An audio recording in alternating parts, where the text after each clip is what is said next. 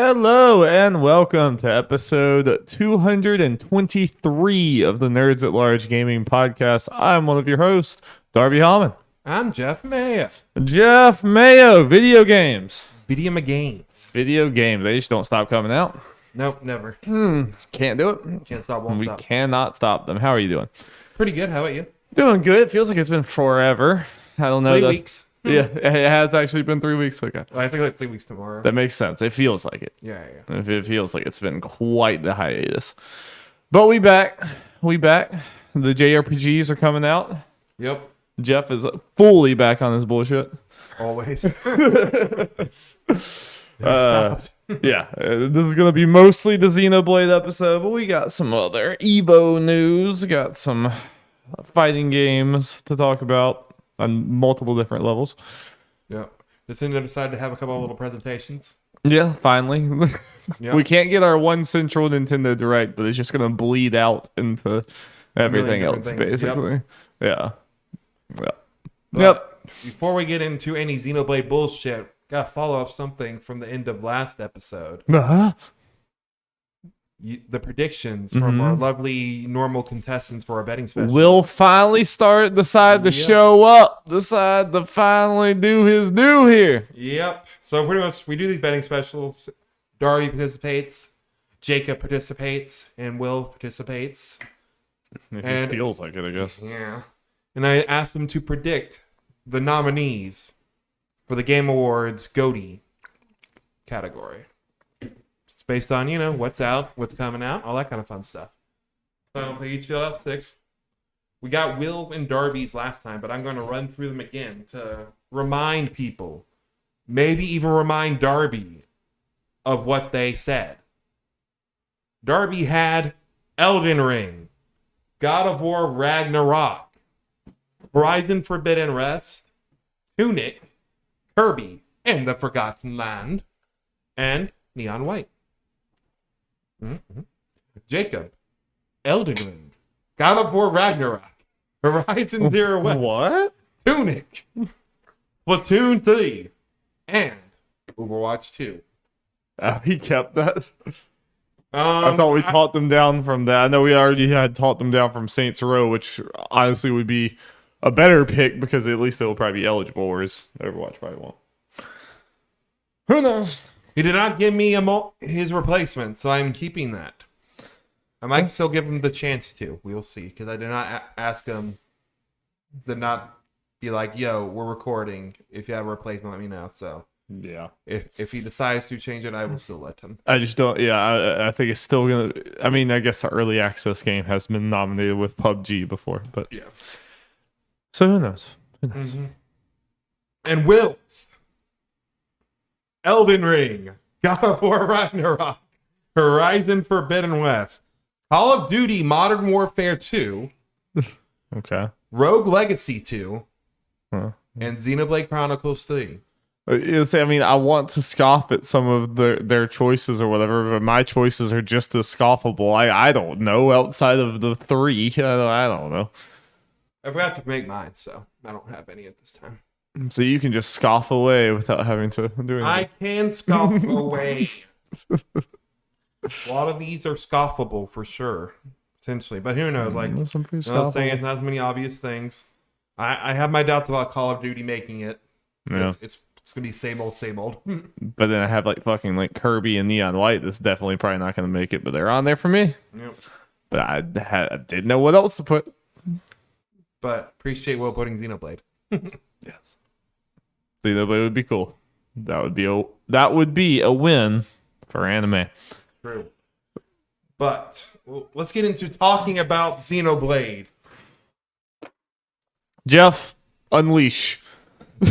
Unleash all of the takes, all of the pent up JRPG goodness that you have been experiencing. What the fuck is this? Okay. How great is it? Pretty damn great. So it's a weird thing where, who knows if it'll come out being my favorite Xenoblade. We'll have to see. But I think in a lot of ways, this is the best Xenoblade. Just kind of unquestionably. from just all right, personal preference aside, just it just seems like it's doing all the things the other ones did, but better and more. Yes. A lot of craziness. Don't know where to start. Darby, what do you want to know about first?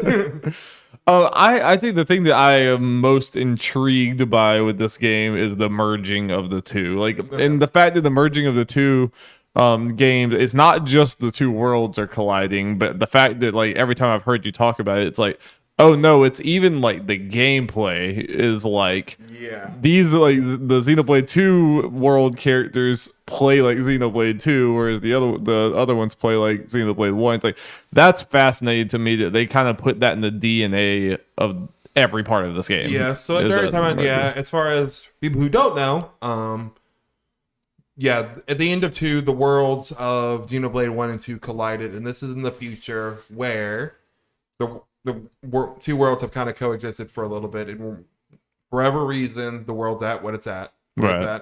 But as far as the gameplay stuff, so what they do is both sides of this war are representative of Xenoblade 1 and Xenoblade 2 as far as like races and all that kind of stuff, and like weapons and stuff like that. And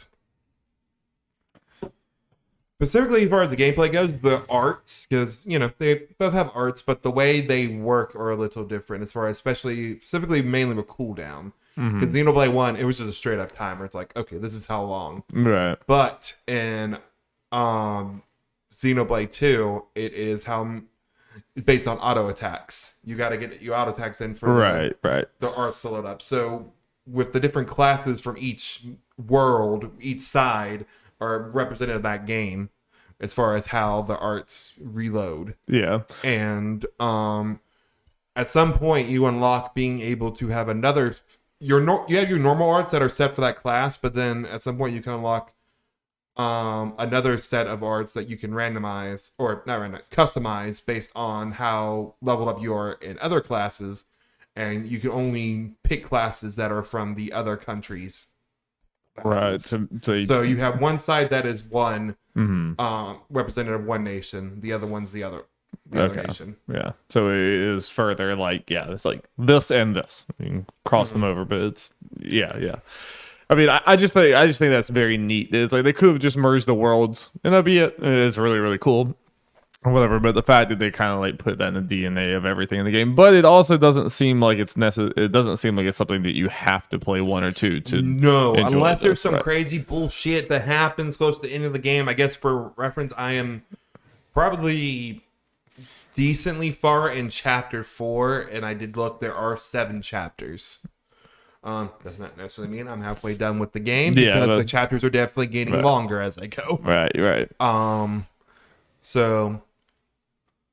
But yeah, you think someone could walk into this game and still, at least from what you've seen or whatever, and still enjoy it. And they said as much, and they said that with 2, and besides the twist at the end, that was all. That was true. As of right now, there is no reason someone couldn't go into this game without playing any Xenoblade games and get a lot out of it. You get more out of it if because you notice all the stuff that between each world and little stuff like that. Right. But it's like the best. It's not necessary per se. Yeah, for sure. I mean, so is this game like? I mean, because whenever you just talk about the like how many different you have, like everyone's different levels, and then everyone can be like a bunch of different classes. All these classes have different levels and skill trees or whatever. So like putting all this together, like is this game is it more complicated and harder to play than the other Xenoblades? No. Okay. Well, because it gives off the feeling of being more complicated, but I didn't. It's one of those games that once you're actually going through the game and you learn the stuff as the game's going on, it makes a lot of sense. In the tutorials in this game are much better than That's 2. good. Even by the end, there's still stuff in 2's combat that I was a little confused by. Okay. Like a lot of people, even Xenoblade faithfuls, had to look up on stuff online to understand what exactly some stuff meant. But this is a whole lot. Like, it's complicated in the way there are a bunch of systems and everything, but the way they fall into place and how they connect to each other, it just makes a lot more sense. Yeah. And I know that might be easier for me to say as someone who's played the other games, so I have some form of reference to this, but I gotta feel like even if this is your first Xenoblade, going through the tutorials, it should be a lot easier, more beginner friendly as far as going in and learning what the stuff does Right. and how it all connects. Because, like, you walked in, I mean, and you just see a bunch of shit going on, and you're probably confused. Like, you've asked me, do you understand what's going on here? It's like, yeah. The thing that messes me up the most is just all the numbers. I'm like, are these actually are these numbers being used for anything, or is it just visual flair? I think the answer is yes to both, but Yep. I think there is a thing to turn it off, but I would probably do that. need It's my a numbers. it's a bit much for me. I literally can't even see the thing you're fighting. Half the time I walk in there, it's like the enemy somewhere under all the numbers somewhere hidden down there. I can't even see them. see, the less you can see them, the better I'm doing.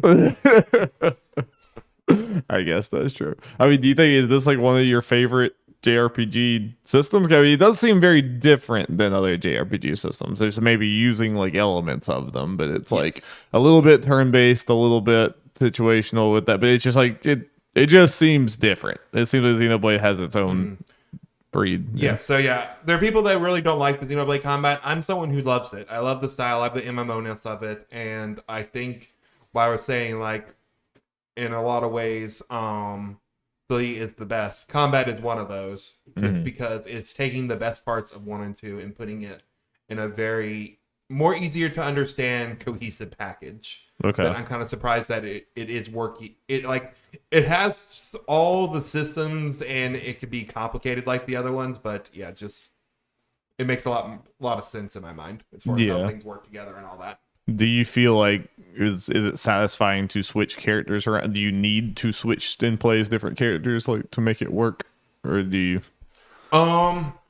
Yeah, at least somewhat. The need necessarily is not as much. It's more of setting things up outside of battle, making sure your team kind of works. Like, you don't want to put like all attackers, Right. because you're gonna get melted. I also mean like switching to play as different characters too. No, that's fun. I'm playing on normal, which is not like the hardest thing ever. Though there are a couple random battles that have been difficult. I imagine on hard is where the need to switch is going. It's a lot more needed, and I've read as much. Yeah. From other people's impressions. So, yeah. Let me see if talking about that. We haven't mentioned story at all, but like wherever you want to go with it. We can stick with battle and just get done with Yeah. those talks. Blah blah blah. I guess the two other main things for the battle system. Chain attacks is something that's been in other games and returns. You haven't seen me do those. You would probably be bored when those come up.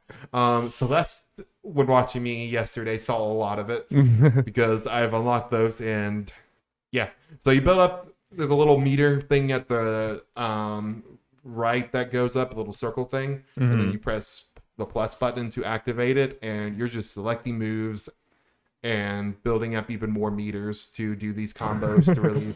You build up a meter to build up a meter. Yep, to build up to the very powerful moves, and you get big numbers. Nice. Like I've gotten close to like 1 million damage already, and Jesus. Yep, all those numbers, and they allow you can kill the person like in the beginning of it, but you can keep on going until you're done. Just by the satisfaction. Well, and at that point, you should get bonus experience. So I've gotten to plus 1,000% experience. Like, stop! They're dead. Chill. Just stop, please. I need that experience. Please. Oh, there's dead body here. Just a battery around. Yep. And that's really fun. And a big thing, which is a big story thing, is the Ouroboros form, which is something new to this game, and it's like big gimmick.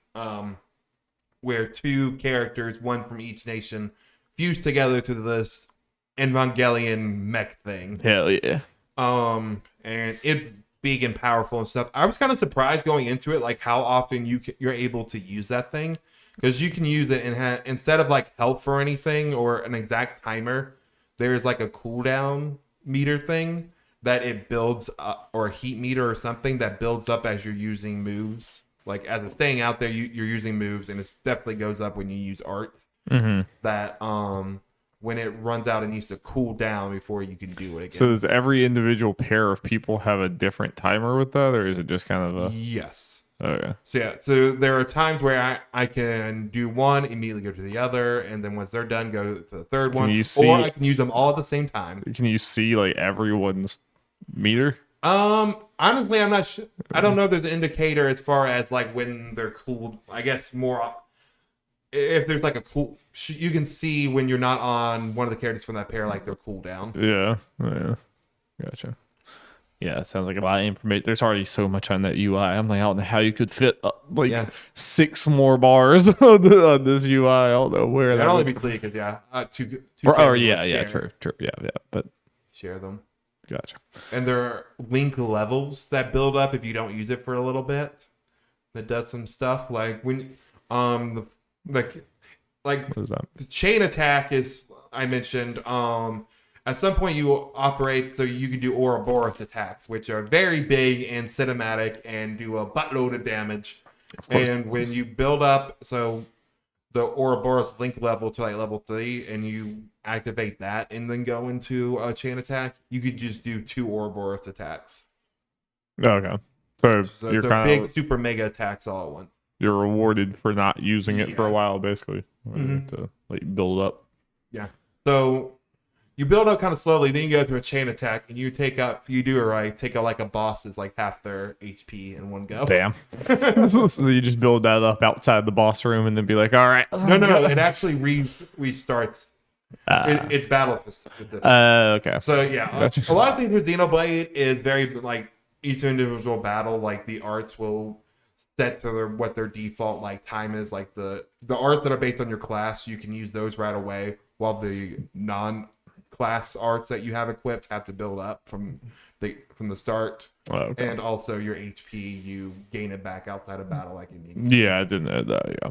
Okay. Cool. Which I appreciate. Yeah. I guess just last thing about battle before we go to the combat. I mean, do you think there's anything, and not that it needs to be this way, but do you think there could be people out there that didn't really vibe with 2 or 1's combat that would like 3, or is it kind of you kind of know if you're in or you're in or out or whatever? I think there is a case, because I think this is like a middle ground, because 1 might be seeming a lot of complicated for people, but for people who are like into this kind of stuff might seem a lot more simple. But 2 you could seem needlessly complex. Yeah. So the answer to that is more so if you're not vibing with 2 but kind of vibe with 1, this is probably more happy middle ground. I almost left 1 off the question, but I decided to throw it in there anyway or whatever. But yeah, I know there's more people who vibe with 1. And also, since something is related to the general world and story and stuff, but something big change from 2 to this is no blades. Like, the gacha and the waifus. You don't have to worry about all that. It's just these classes, which is just more straightforward. And as far as like how you get them and not random. But it's cool. It still has like kind of a collect things element of it with that last party member being like changeable, Yeah.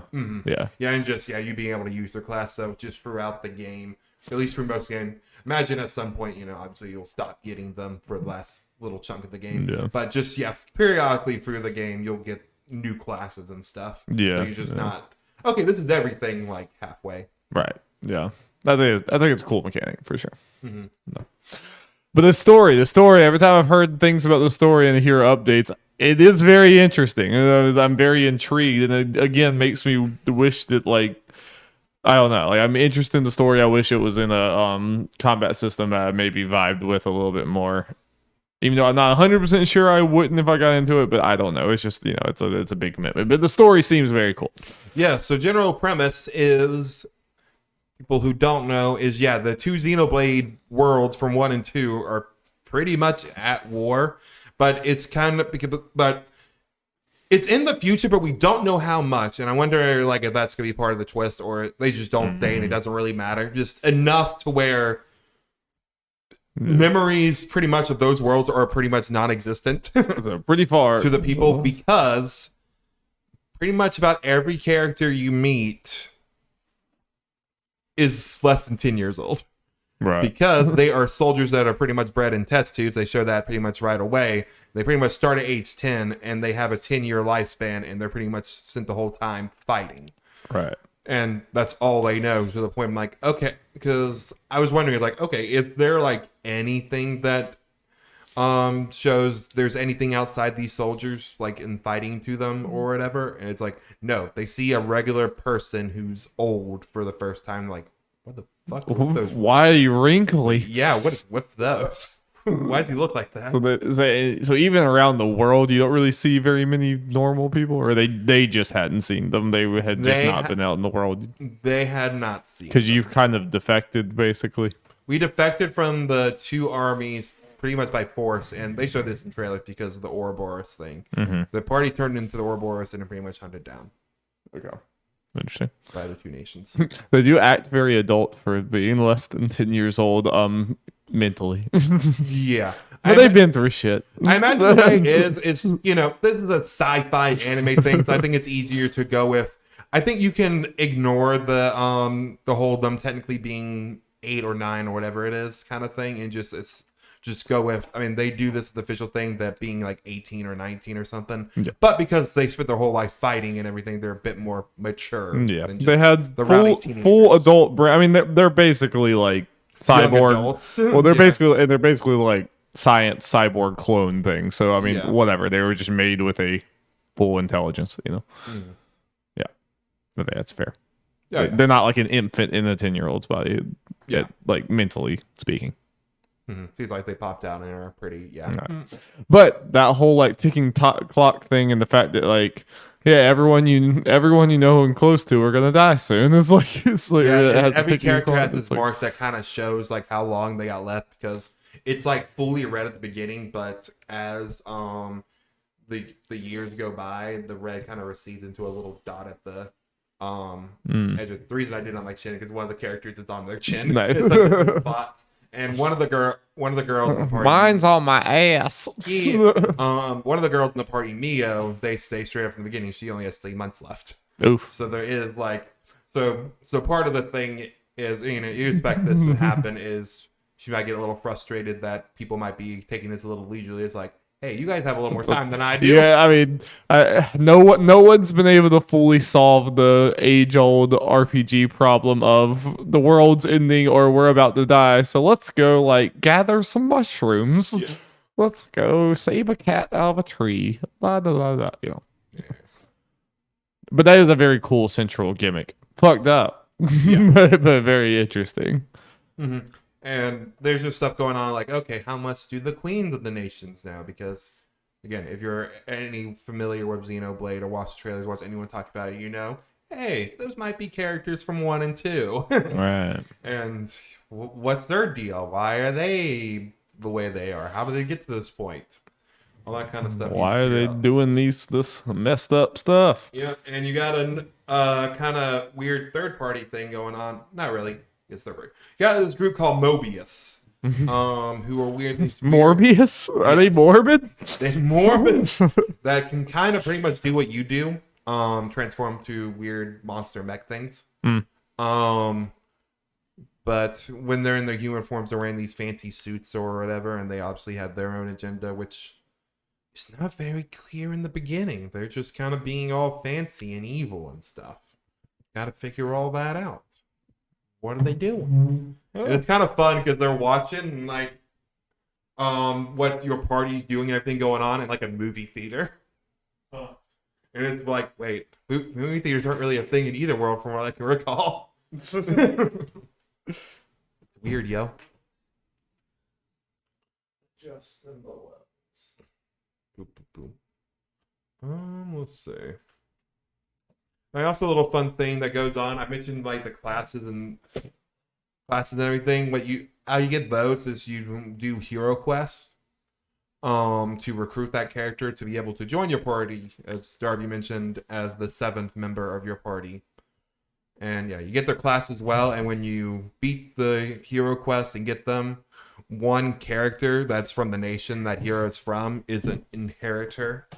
Oops. Of that class, so they get to use it automatically and don't have to wait.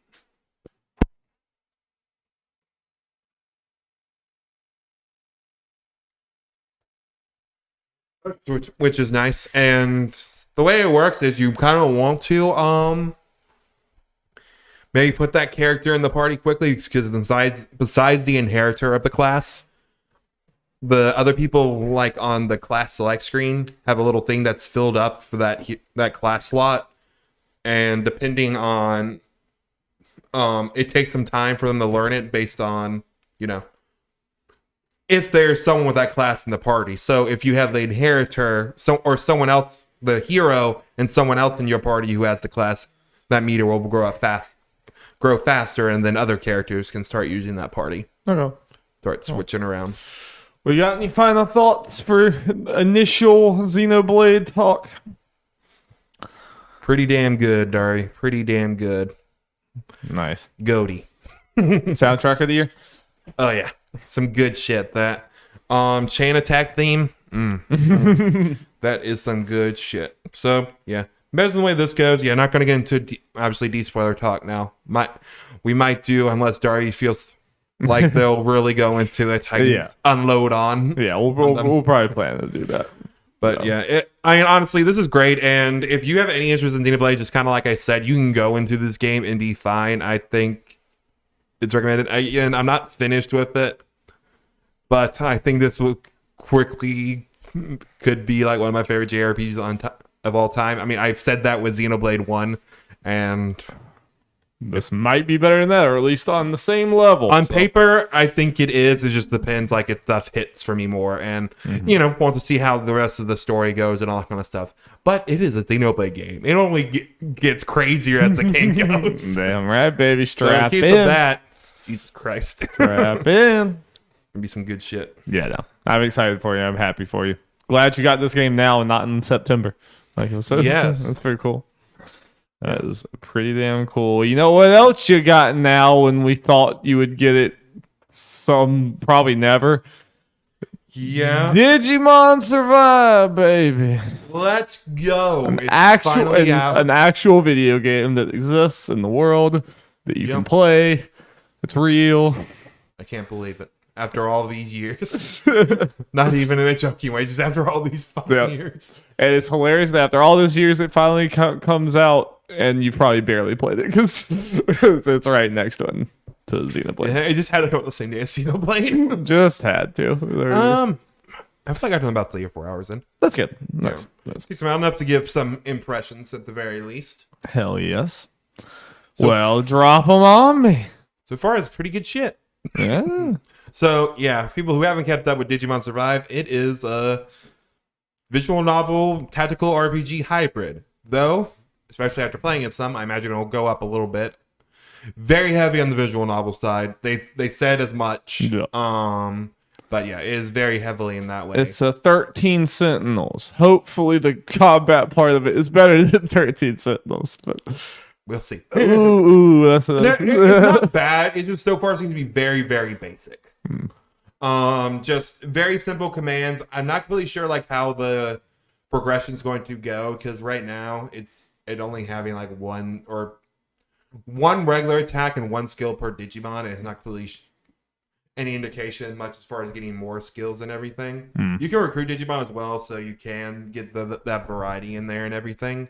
But like I Digivolved, I got to the point where Agumon, the main character's Digimon, Digivolved. But its attacks didn't change. It just could be the Digimon that it Digivolved to, but I'm very curious, like if those skills change at all, because I can kind of look at the Digimon, that I recruited, like their Digimon tree.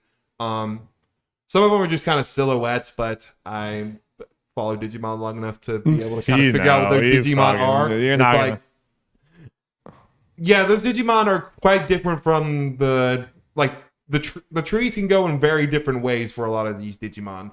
Like, some of them could go from, like, a water snake or just a straight-up, like, dinosaur in the same line. Right. So, I'm curious to see how that stuff goes.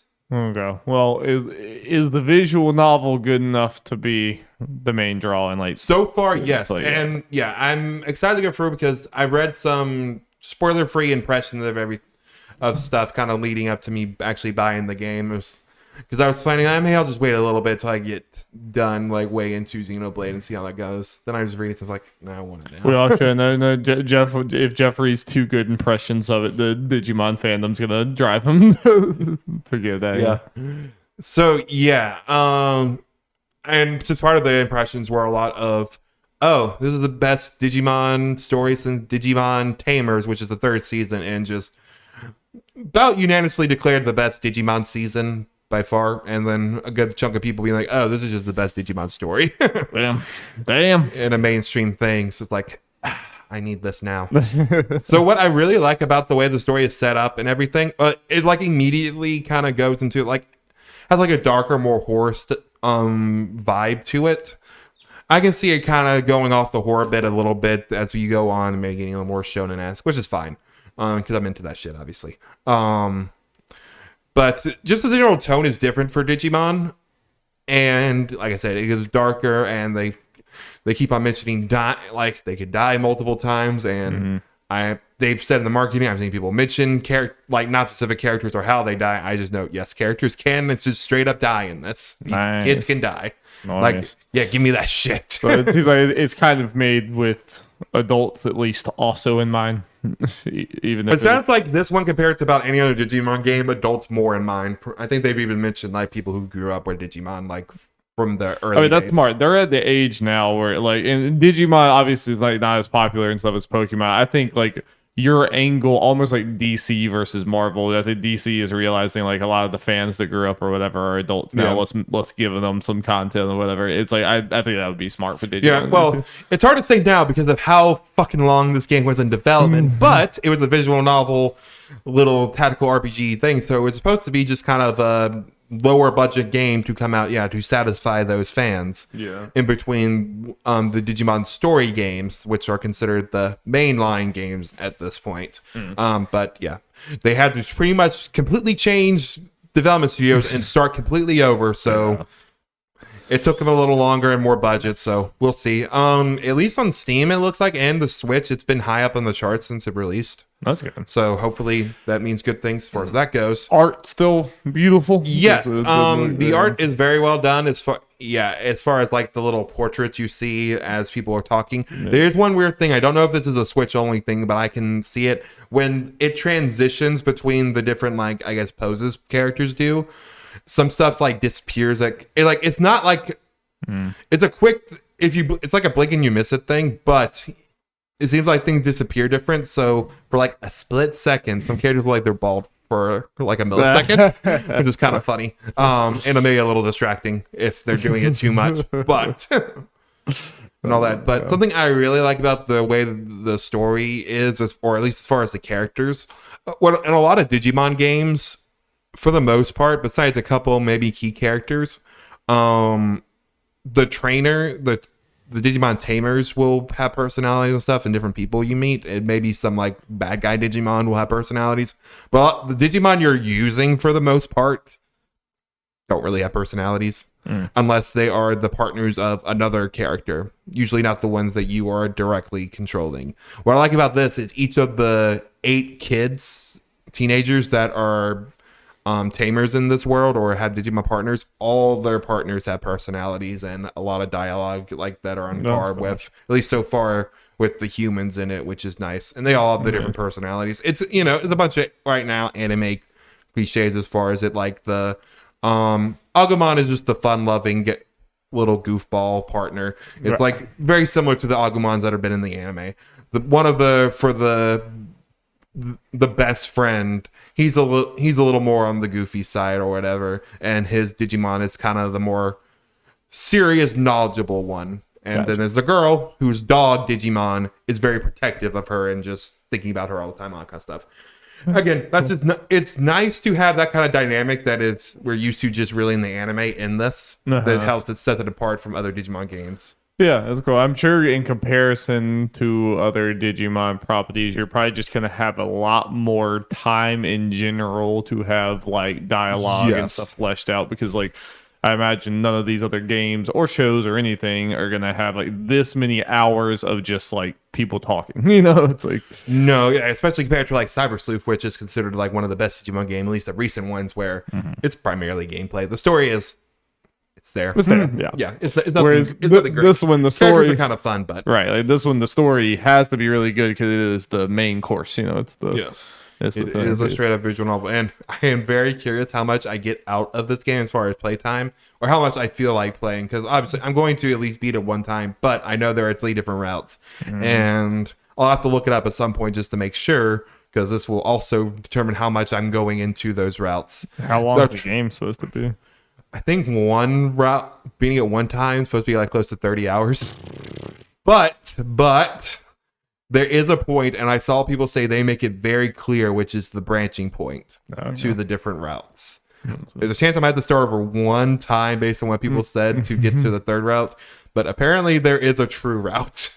But it only unlocks, again, that's something I'll have to double check just to make sure after you beat the other 3 routes of the game. Oh, wow. So I'm got to see all that and see motivation to get through all that. That was a big commitment. Yep.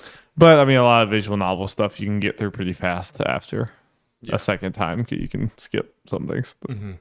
But, I mean, I guess depending on how different it is. Yeah, and something that might be considered people may not like or whatever, but will make going through it if I have to again easier, because the way the routes work are based on your character's choices as far as dialogue goes.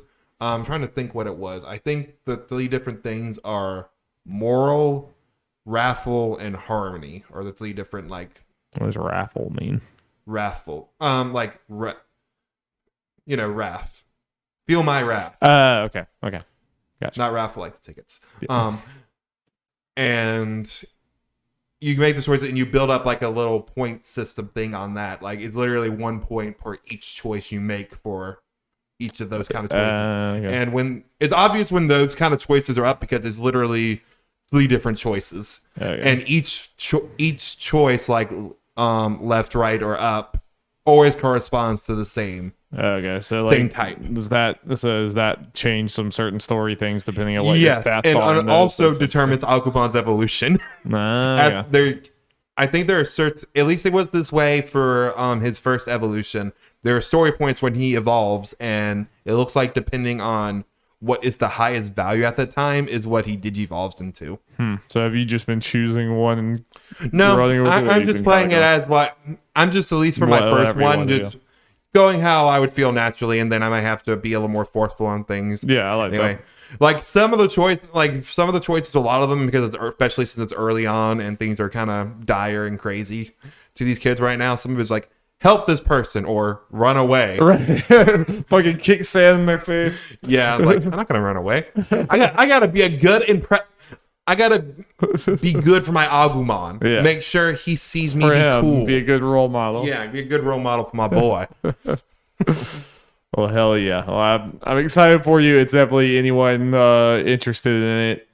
You got to be up for a visual novel, right? You got to be up for. You're gonna be reading. You're gonna be sitting. You're gonna be reading. Yes, and I'm very curious to see how this sells because it is a visual novel, which already is just niche. Yeah, and it's $60 right off the bat. I didn't realize that. Yeah. And just Digimon itself is also kind of niche too, so it has multiple things. Yeah.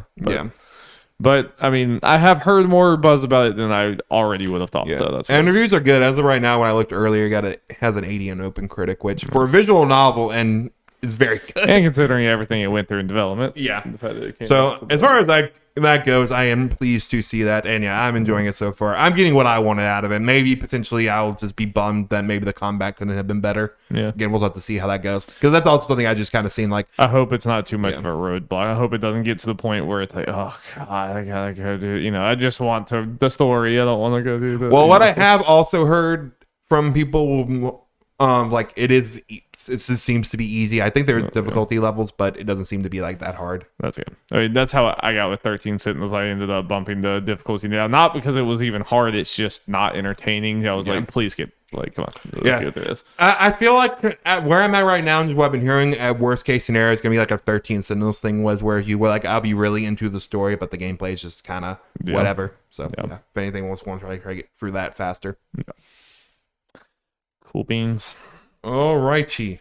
We don't talk about it long, but Guilty Gear Strive. I guess we'll be getting into some of that Evo news a little bit. We got a DLC announcement for Bridget. Hell yeah. Announced and basically shadow dropped. Basically, the next day that counts as a shadow drop. Well, especially when the announcement happens like midnight. Yeah, right. That's a shadow drop. In fact, like when you said that, I was like, "Oh, she looks really cool. I wonder when she comes out." And I'm like, "Oh, she's out now." Fuck. I was like, "So." Yep. Went in there and immediately downloaded her, and she is amazing. Trans character. Yes, Super that's what awesome I'll say. Yeah. For people who might know little Guilty Gear, but doesn't know about this, they have confirmed in her arcade she is trans. Yep. It's good. And I didn't play for it, but watch videos on listening to the voice lines and jolly vibes. Wholesome. Very wholesome, Very jolly wholesome. vibes. I love it. Yeah. I don't know a whole lot about the Guilty Gear lore, but I do know the basics of like Bridget's story or whatever, and it's just cool. It's just very cool to have, and the fact that like we are at the point now, especially with Guilty Gear, that it's like these are not just like little hints anymore. There's like no, Testament's non-binary, Bridget's trans. Yeah, like it's just boom, it's just there. I hate to bring this kind of shit up, but yeah, even you have the people online who will not accept it unless the developer said it's like the character literally says it. Yeah, I love that You can't even make it any more clear. Yeah, I love that it's not a debate at all. The developers are just like, nah, this is it. This is the shit. I love it. We're progressing, especially Guilty Gear is just a queer ass game, and I love it. We're going on a tangent with this, which is but something I am happy to see more, and I feel like we're seeing it a lot of times. We're like, oh, this game's having like trans representation or gay representation. We're getting it a lot more in, I guess not a lot. We're getting it more in general, but it feels like maybe more specifically from Japanese developers, where the stereotype is they're not really into that at all, and yada yada yada, may be hateful towards it, which that's a bad stereotype for the whole thing of people in general. But they seem to be some of the stronger ones for it. For sure. Yeah, you're definitely getting that. I mean, because also something I really like, I talked about AI last podcast. Uchikoshi, or how you pronounce his name, went off on Twitter against transphobes, which is not a surprise for me that he feels that way, because I played AI, and literally the main character of 2 in both games went on a very anti-bigot rant in both games. Nice. Like, it's pretty clear how he feels, but people still act surprised. It's like, in case there's any confusion. Yeah. Yeah, I love that so much. So obviously that's cool. So I was gonna like I was motivated to get her either way, but her moveset is fun. Yeah, her moveset's definitely my type of jam. She's like a kind of rush down E type of character. She's very fast, and it's like a bunch of mix ups and stuff with the yo-yo. For sure, yeah. It's not quite like rush down. It's not quite like Mila or someone like that. She has elements of that for sure, but she also has range and a lot of like, you can throw the yo-yo and then teleport to the yo-yo. You can throw it either up in the air or straight ahead. So there's a lot of like, that's a very good engage tool to do that. And then she has like a really good grab where the giant bear comes out and like hugs them. Nice. It's just very good. Yeah, she has speed, she has range, she has like, I mean, she seems, I have to imagine she's going to be pretty good. She just seems like she's kind of well-rounded all over the place. And I was definitely able to pick her up and have like a decent amount of success. I played with our friend Alex, and then I played with another friend of mine that's like better at Guilty Gear, and he kind of destroyed me. but so I'm definitely not as good at her as like Mila, but I'm already, I think, better than Testament, just because Testament is just like a little weirder. I love Testament, but Testament's like a little harder. Like, so I think Bridget's pretty easy to pick up and play, but I think there's a lot of depth there that I am incapable, especially at this point, of fully unlocking. But yeah, she's very cool. Nice.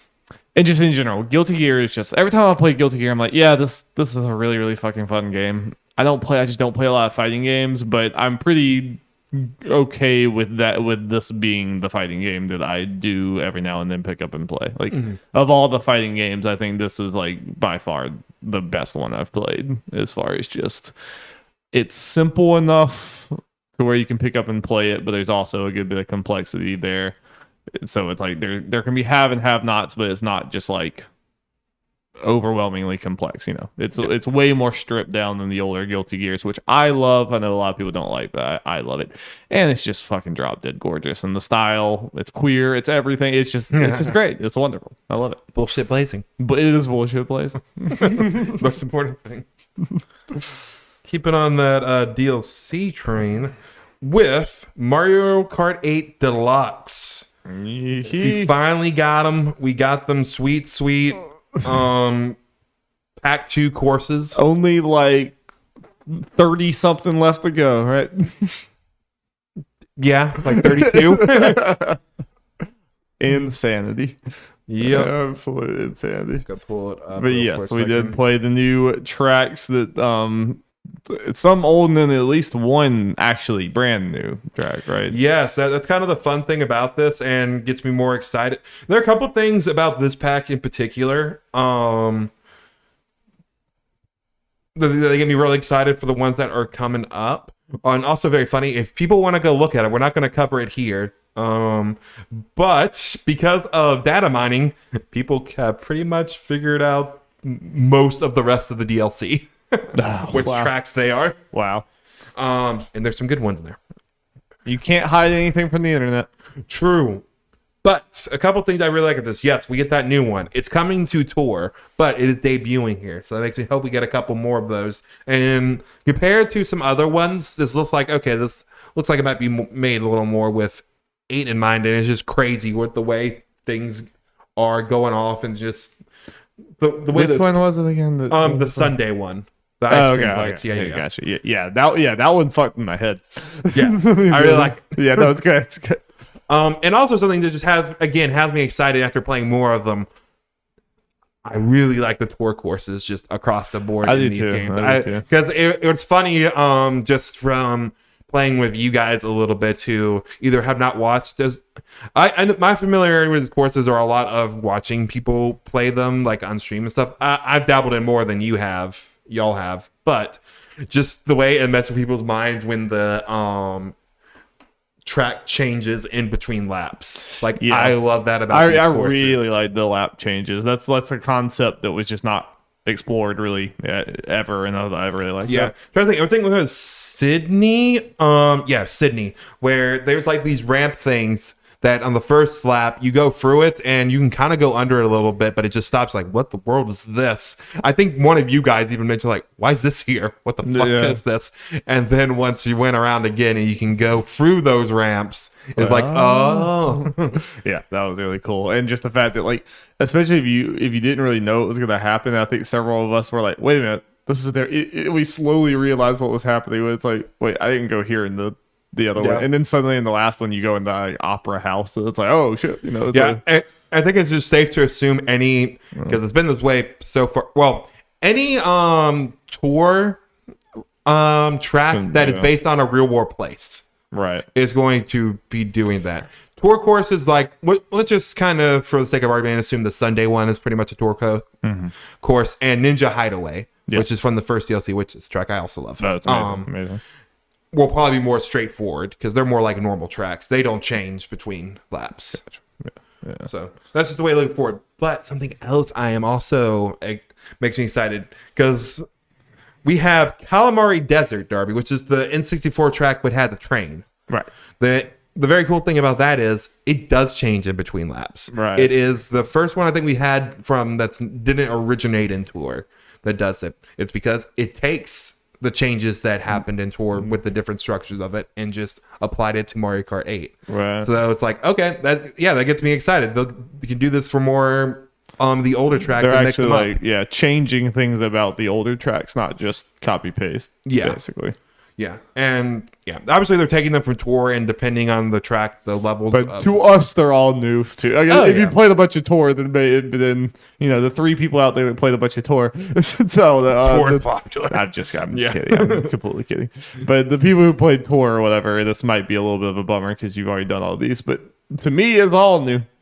Yeah, I imagine even they are excited because then they get to play with proper Mario Kart controls and all that kind of stuff.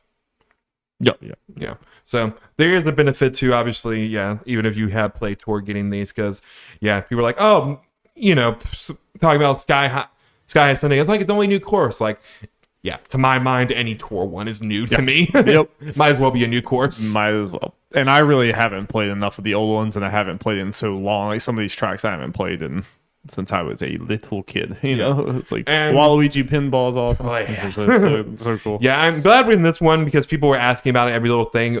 Waluigi Pinball, like that is the most requested track by far. I'm glad they just went ahead and got it out of the way relatively early, and it is fantastic. Mushroom Gorge is also one that was from the Wii one has been I asked really, a lot. really like that one too. Yep, the mushrooms are a little crazy, but I enjoy them. oh yeah, I They're enjoy fun, that you shit know. too. Yeah.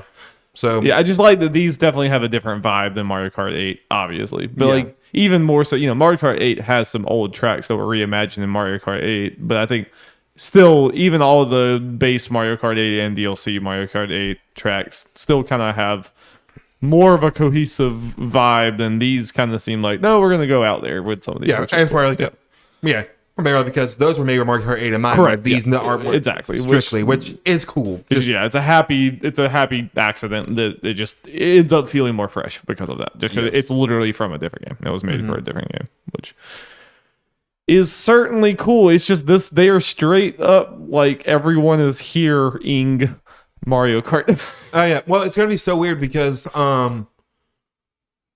just the DLC tracks we gotten so far match, if not exceed some old games the amount of tracks they had. It's like, yeah, we're ending with this with 96. It's gonna be an interesting thing, like how we look at Mario Kart 9 or whatever the next game is called, as far as like tracks and all that. That kind of is stuff. such an impossibly high number of tracks. That is Yeah. ridiculous. Well, and when it's good, it's like we talk. It's Mario Kart 8 Deluxe is now in the same thing as like Smash Ultimate. It's like, well, even when a new one comes out, we're gonna get it, but we can never you're- completely put no, away. you're never the gonna old stop ones. playing this. 'Cause, Yeah. yeah, we're gonna want to get these different tracks in. And whatever Mario Kart 9 is, they're not gonna put all 96 fucking tracks in that game. So I mean, these 96 aren't even all the Mario Kart tracks in the history of the I franchise. know it's insane. Which is insane. Oh, also something else I just want to give them credit for before we move on is the quality is like as far as textures and everything on these tracks. They seem to be an improvement of above the first pack. I think pretty notably. And also they did some stuff for the first pack that they kind of made better, like small thing. Mud on tires and stuff like that. So it's like, okay, they're going back and changing stuff. And also, not like the biggest complaint in the world, but I'm glad they changed. And in Coconut Mall, people were kind of bummed that at the end of the track where the Shy Guys are in the car, because in the old game they moved, and people were like, why aren't these moving? They changed the story. They're like spinning out of control. That's good. It's a small thing, but it's nice to see that they're willing to go back and They're responsive. fix old Yeah. ones. They're responsive to they'll actually So all that kind of stuff just kind of adds up to me. Okay, I'm increasingly feel better, more excited for the rest of the tracks we're getting for this thing, because we are only a third of the way through this. insanity. But Jeff, do you feel as good about LeBron James? Yeah, I feel pretty good about LeBron James. Now LeBron's out, and yeah, a lot of fun. We're talking about Multiversus, Yeah, by the way. Multiversus. Multiversus. Man, what else could be? Maybe you're just really into the Lakers now. You're just a I am. huge Lakers Yep, fan. you know. But yeah, I really like what they did with the moveset. Like, it's just straight up like him doing basketball stuff, which is to be expected. But I love that they're moves that the ball just disappears, and you can call it back. But if you can't, you can either attack them. Like, pretty much after you get rid of the ball, pretty much all his moveset pretty much changes that he's on defense.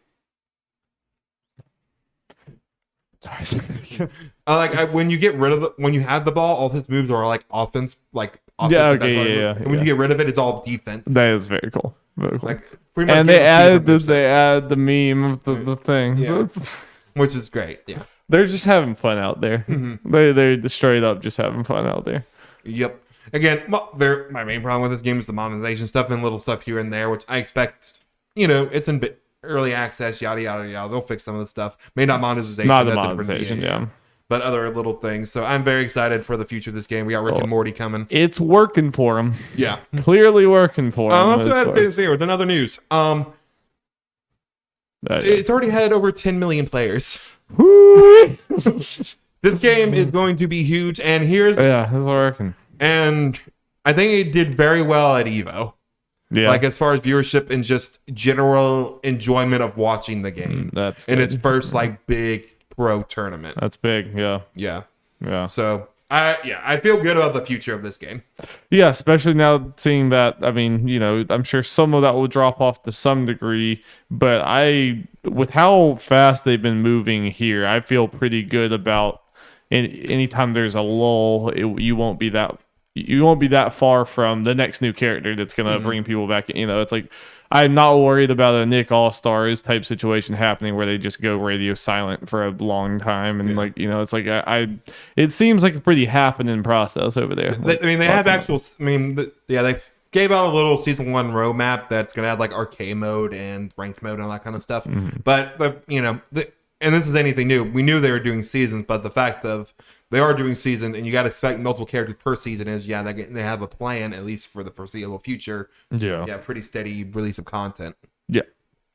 Oh, and I'm sure it's going to keep getting funding as long as it has that many damn players. Also, something very important to point out: the lead developer on Twitter has said that the Discovery Warner Brothers merger does not affect them as of right now. So I hope that remains true. Yeah, we could have a whole discussion on how it's affecting DC right now. That could be a whole nother podcast. Yep. Whole nother podcast. But not this one. Because, Darby, we're going into that news. News jingle, Jeffrey. Jingle, jingle, jangle. That's all right. We talk about fighting games some more. I'm going to punch Jeff in the face right now. Oh, shit. Yeah, Evo happened. It did. So, announcements happened. So let's get into it. Maybe one of the bigger things, depending on how you look at it. New Tekken tease. Not one of the biggest as in length of the trailer. You just saw like the little end thing. They actually had a little, it was the end of a trailer. It was talking about like Tekken World Circuit or whatever that goes through like early next year. And then it ended with that. So like that happens. Everyone's like, huh? Because it's showing the old Tekken, I think Tekken 1 cutscene.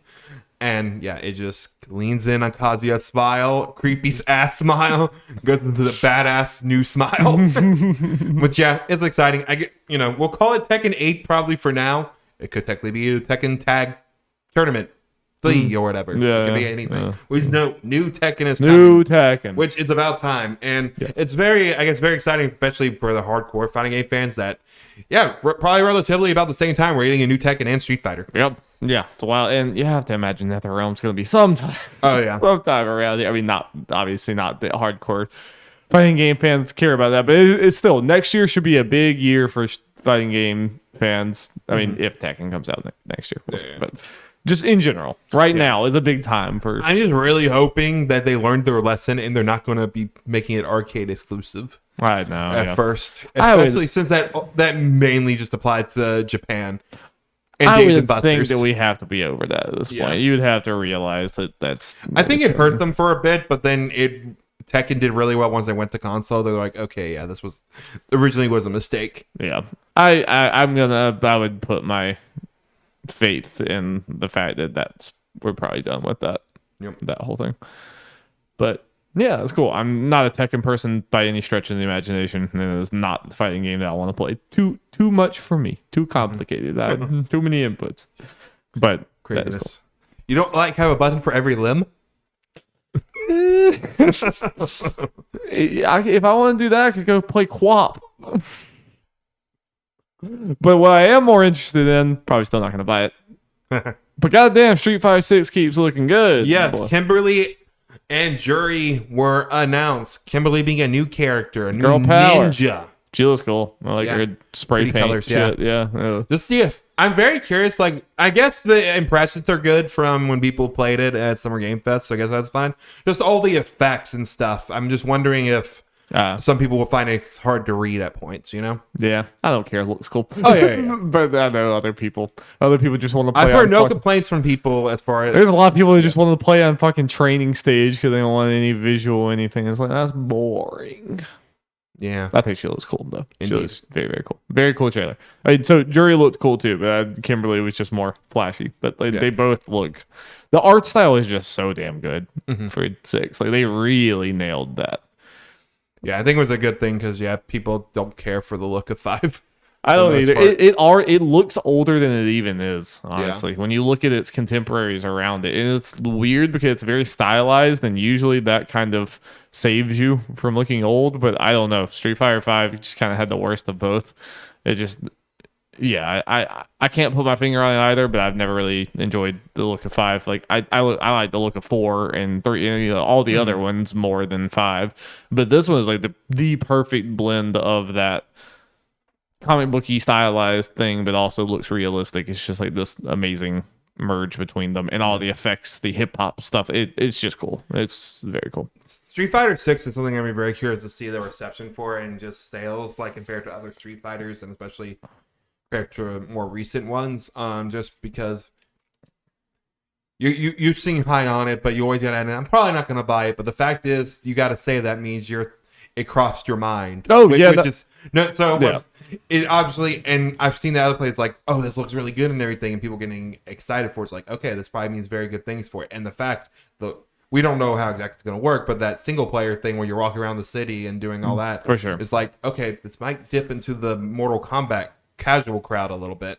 Oh, I think I expect this to be a very big good seller for the Street Fighter. Like I expect this to be kind of a revival for Street Fighter. I agree. I'm just kind of curious, like how much. And everything. Yeah. I don't think it's gonna it's not gonna get to like Mortal Kombat levels, but I think it's going to be very, very good for it because there's a lot more hype on it after this. Capcom in general has been building a lot of goodwill, and like, yeah, I mean, my immediate gamer lizard brain would be, I want to buy this immediately. I'm having to tell myself, you're not gonna play it enough to justify that full price purchase, so whatever. But yeah, I think this is gonna be pretty big. And just all the talk of it is very positive right now. I know in the fighting game community that can change on a fucking dime. Yeah. Something goes from the best thing in the world to the worst thing very fast. But right now it's all been good vibes. Indeed.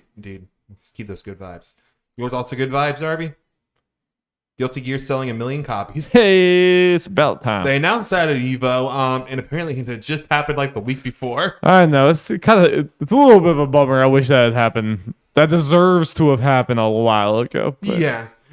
But it's just kind of, when you look at Guilty Gear and Arc System Works, like original franchises as No, for sure. the vacuum, it's like, yeah, this is really good. It's neat. Yeah, it's very niche. It is. It just felt like it just felt like there was a lot of like so much buzz and stuff, and people love Guilty Gear so much, but you kind of forget that it's like, you're kind of looking at a small window of people. They're very excited and they're very happy with it, but it's still kind of it's an anime thing. It's a single IP. It's an IP that's not really as popular as the other Arc System IPs, and it's an IP that hasn't really been around in a while. Yeah. So it's like there's a lot of things going against it, but I'm curious to see like exact numbers, like in comparison to other Guilty Gears. I should have looked at that. I'm just kind of curious, like how much better this might be doing than other ones. Yeah. But feels good. Feels good. Speaking of Arc System Works, I figured it throws in there because it's technically set at Evo. Arc System Works head developers and shit said they want to be less passive with IP collaborations. They want to get some new IPs to use from partners. They've been passive. Yeah. This is passive. They feel that they have a new game coming out every few months with like every IP under the sun. But I support them. Go off, King. Yeah, I think it's more just kind of looking at like maybe different kind of partners, like maybe like you keep on throwing out there like Final Fantasy, please, making more stuff like that, like a possibility.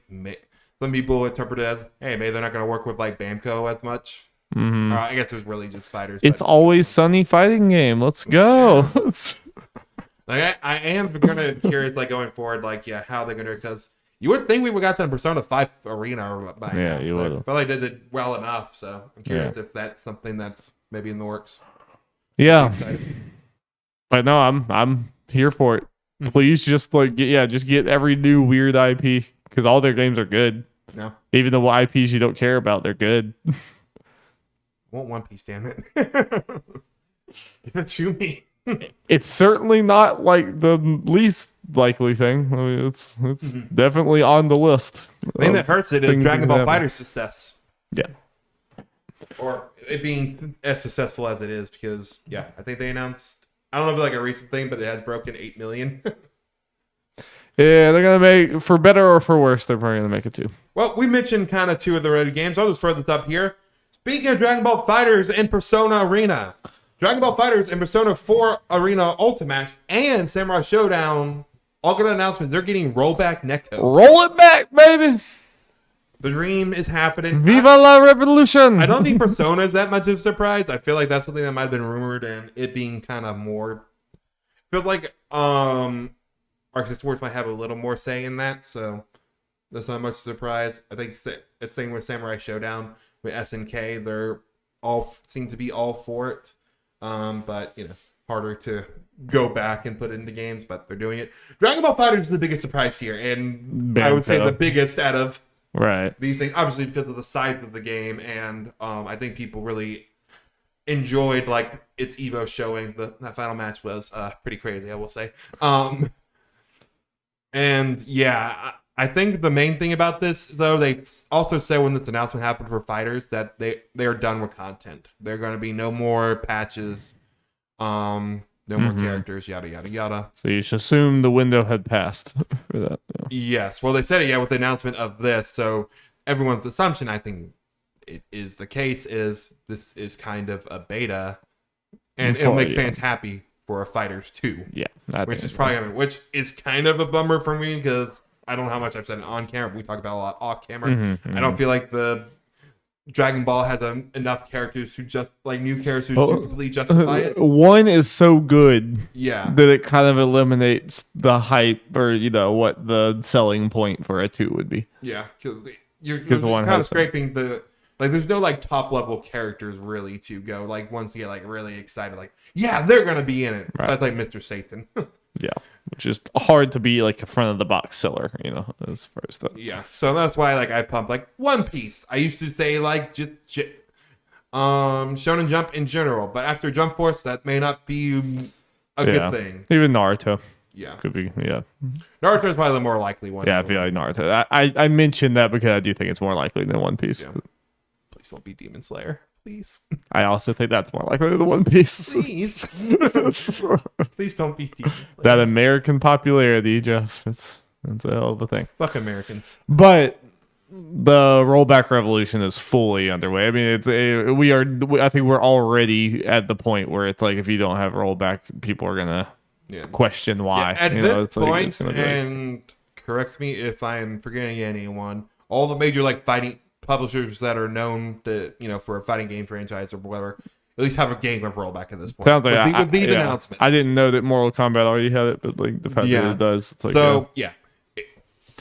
we're getting about to the point where games having rollback netcode is not really going to much be news. It's going to be news if you don't. Right. And you'll I haven't played enough online fighting games. I want to experience. Part of me kind of wants to experience the bad.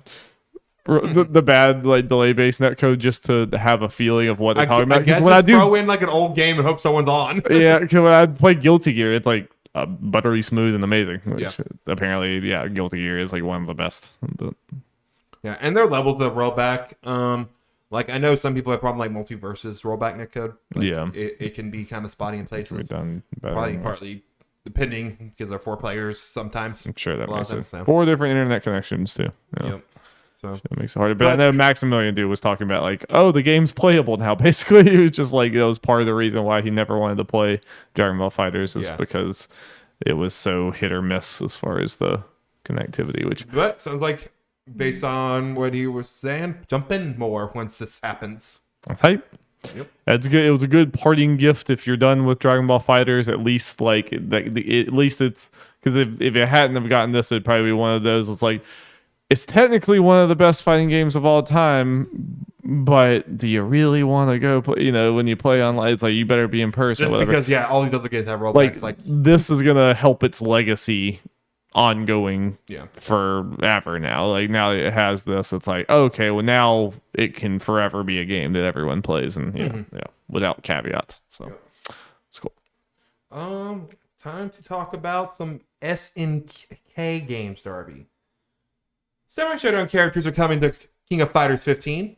I think that was assumed partly because of data mining leaks, whatever. That's fun. That's fun. That was fun. They even had a thing in the trailer. It's like, main characters of 4 different SNK franchises in one game again. Like, cool. Good. But the biggest news from SNK, Fatal Fury Garo 2, now in development. This is one of those games where I'm okay with you just saying it's been greenlit.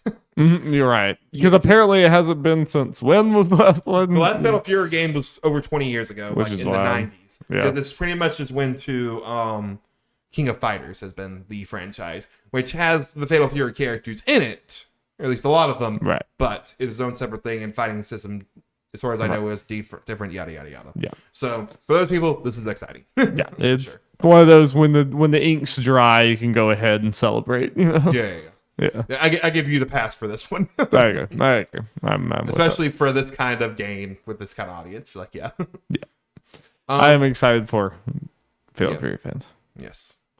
I think I have the original Garo on my Switch. We will mess around with it. No, okay. It was like really cheap. It's like, I like Terry. Sure, I'll download this less than $5 game. I don't know like any other characters other than Terry. Yep. Final announcement we're going to talk about. Marvel vs. Capcom 2 is back with an one-up arcade cabinet. And it's back for the 1%. And I know this is probably marketing speak, or at least right now marketing speak, but I can't not look at it and just kind of be like, why?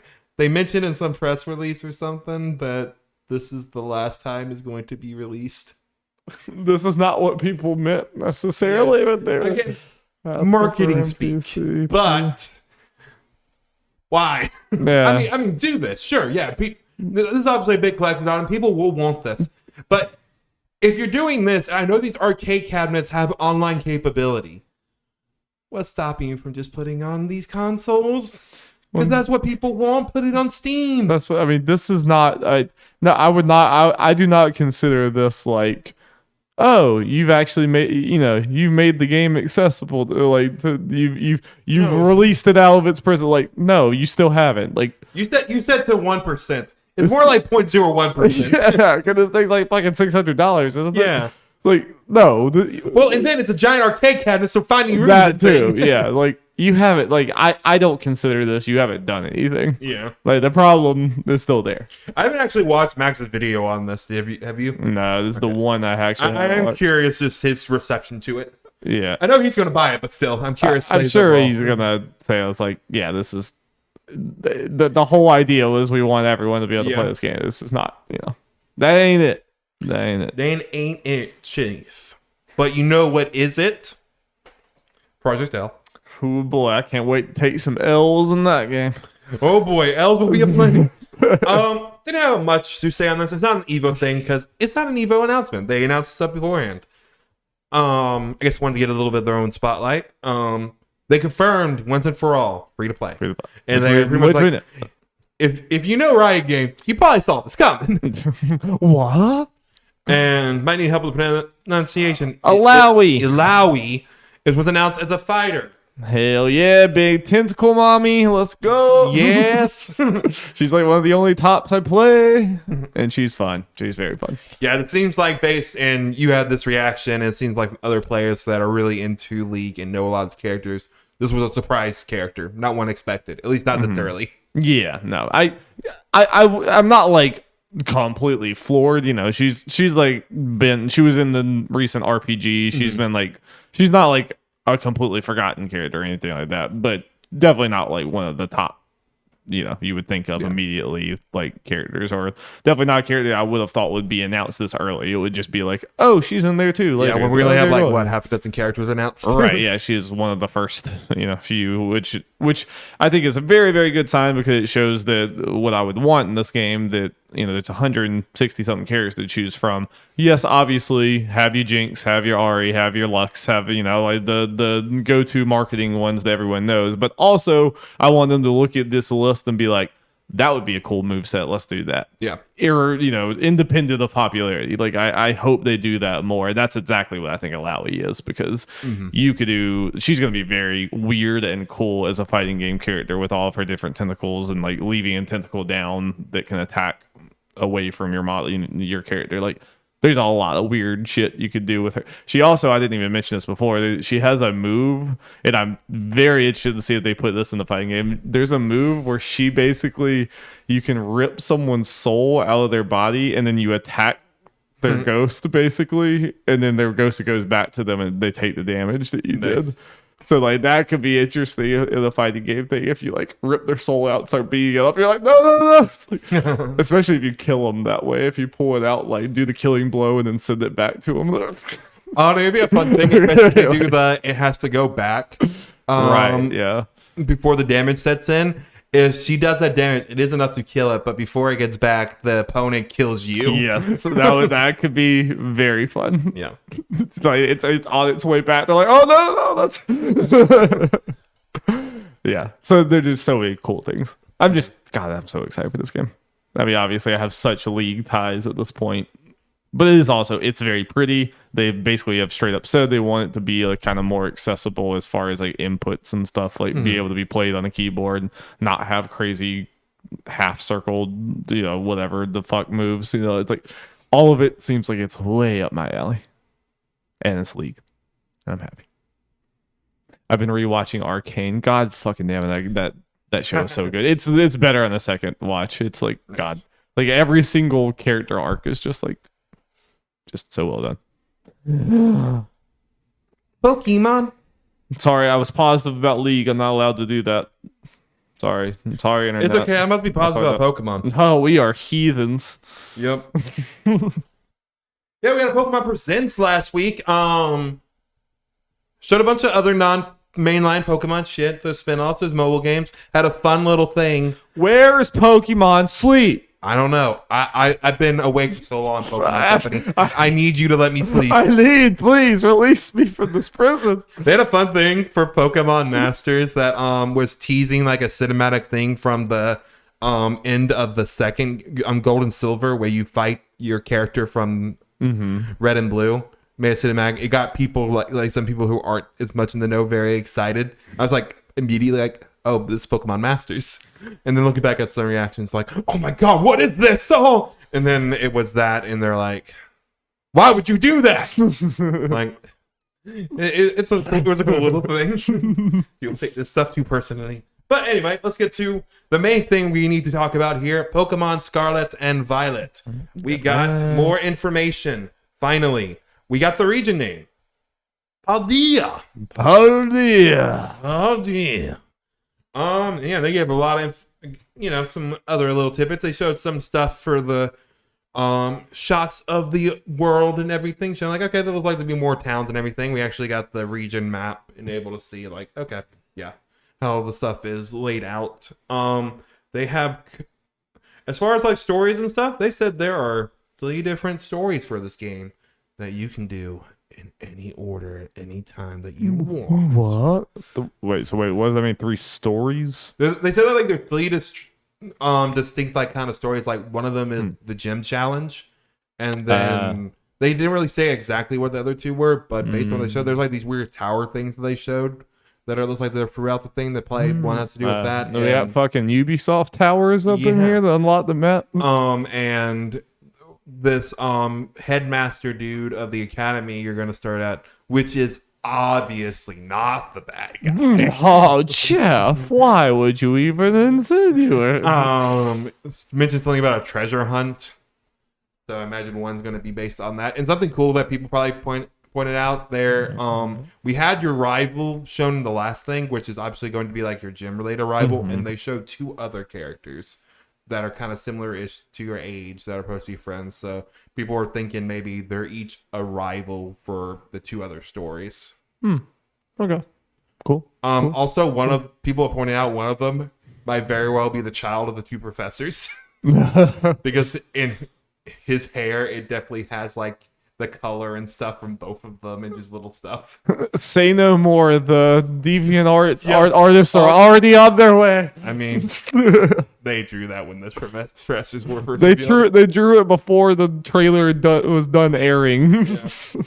Pokemon deviant artists are a special kind of breed as far as their speed goes. They don't sleep, and it's their full-time job.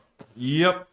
But speaking of the gyms, they said you can do the gyms in any order. But can you? Yeah, they confirmed online that there's no level scaling. But in the trailer, when they show you fighting the ice gym, there's the one gym leader they showed. His Pokemon did not have a level, which it was probably just a trailer. It probably was a trailer, but I want to have some hope because not level scaling completely to me defeats the purpose of going in any order. Did they not confirm that today? I thought that's what. I think Preston just saw it for the first time. I don't think there was actually anything new. Yeah. I think Preston just saw someone mention it from the online thing. I did not see anything new. Gotcha. I might be wrong. Well, even if there's level scaling, I want you to at least try to skip one gym to see if you can do it. And if you can't do it, then whatever. But I want you to at least try to skip one. On my own playthrough, the Nuzlocke. Both. Nuzlocke, I might have to fight against it. On your own playthrough, at least. Yeah. When I said that, I was meaning your own playthrough. Yeah, I mean, that is the bummer, because the whole thing about us picking our gyms at random would have been fun. But yeah, doing the randomizer gym would be very, very fun. But yeah, if they all have their set levels, like, okay, that kind of defeats the point. Because then I just grind for one of the later ones, and then the other ones are just easy. Yeah. Unless they just use a bunch of weak Pokemon. I don't know, because there's also, like, I mean, I don't know, you would know more about this than I do, but as far as if it was just all level scaled, I feel like then like almost all the gyms would be designed about the same, but just levels would be the only difference. Whereas like I feel like you do kind of want like some ramp up of like, I mean, because like in the normal Pokemon game, it's not just that all the Pokemon are higher level. It's also like they start getting more like complex Pokemon with different moves and stuff. So, right? so my thing was, when people were kind of hoping for it, wasn't just level scaling per se. I mean, unfortunately, this is the Pokemon company, so they probably wouldn't have gone this complex anyway. Is that literally they're different teams? So when we go to like fight a gym for the first time, they have like 2 Pokemon, and their ace is not fully evolved. But if you fight it as the 8th gym, they have like 4 Pokemon, and then that ace is fully evolved, and all the Pokemon are fully evolved. I wanted something like that because I think that would have been cool. Because I've mentioned it before. The lore in Pokemon games is that literally the gym leaders just change their team based on how many badges you have. So I was hoping they would just really go all in on that lore, and that just make it the foundation for this gym challenge. Well, so it's a bummer. So yeah, pretty much I'm just going to have to, especially for the Nuzlocke. Again, I'll probably be farther in the game, so I'll just can easily look this stuff up. It's just go based on we'll have to go in order like lamos. Yep. But depending how the other stuff works, we could do that kind of stuff in weird orders. This is gonna be a weird game, the Nuzlocke, but we'll try to figure something out. We're gonna do our best. Yep. The box legendaries, you can ride them. Yeah, smelts. You get them early in the game, and you can use that to traverse the world. You can use them to glide. You can use them to swim in the water, and all that kind of stuff. And people are very mad that the prehistoric one does not use its wheel neck. He does what he wants. Most of y'all have legs, but you barely use them. Sitting on the couch fucking playing Pokemon. Don't judge my boy. It's one of those things where it's like, I kind of like that it's just running. This fight, it's like, yeah, it's a prehistoric thing. I guess, like, why would it exactly have wheels? I know it has a thing on there, but the lore will probably be that it inspired actual wheels or something. It's funny. Yeah. That's funny. Makes them different. That's funny. It's goofy. That's goofy. Yeah. It's fun. Yeah. Have some fun. Pokemon fans don't like fun. Maybe we know this. Maybe like when you get off him, he'll just sit there and like spin his wheel. He'll just like or maybe that'll be part of his attacks. He like grinds you with the wheel. Just so he goes up and like, what else? Oh, new Pokemon, of course. Let's talk about these. Yeah. Titan. I don't know which one. I just know the dog. Titan. It seems to be probably the Ice Train. Well, the Ice Trainer has it, but probably it's Ace. Let's see. Huh. It's a whale. Okay, I was about to say it's a whale with feet. Yes. It's pure ice. And also something important that I will reference but not go fully over because there was a shitload tons of shit. A bunch of leaks for this game, and everything about this presentation confirmed all of it. So yeah. I'll reference stuff in relation to some of this stuff, but other than that, yeah, not going to go over all of that. But this thing might have like a little evolution. Might be the final evolution, but have a little form. A baby ice whale. Baby ice whale. Yep. We got Fido. Hey, best boy. Yep, it is literally a dog made out of dough. Beautiful name. Yeah, I simultaneously want to pet it and eat it. Yeah. You know, it's conflicting emotions. Darby, if the evolution's name is not purebred, what are they doing? I know. Even just the thought of like, you know, that it being like it's purebred, or even if it's not the name, I'm into that. But yeah, but it needs to be the name. Yeah. That's very good. Yeah, I'm not sure how it's going to work, but apparently there are 2 other dog lines in this game. Oh. Based on the leaks. I wonder if they're all going to be food. I wonder. Part of me maybe kind of doubts it because a lot of the food Pokemon that they've been doing kind of recently, they've been making fairy type like Fido. I'm not sure why, but I guess living food. I don't know. Someone wants to eat fairies. Yeah.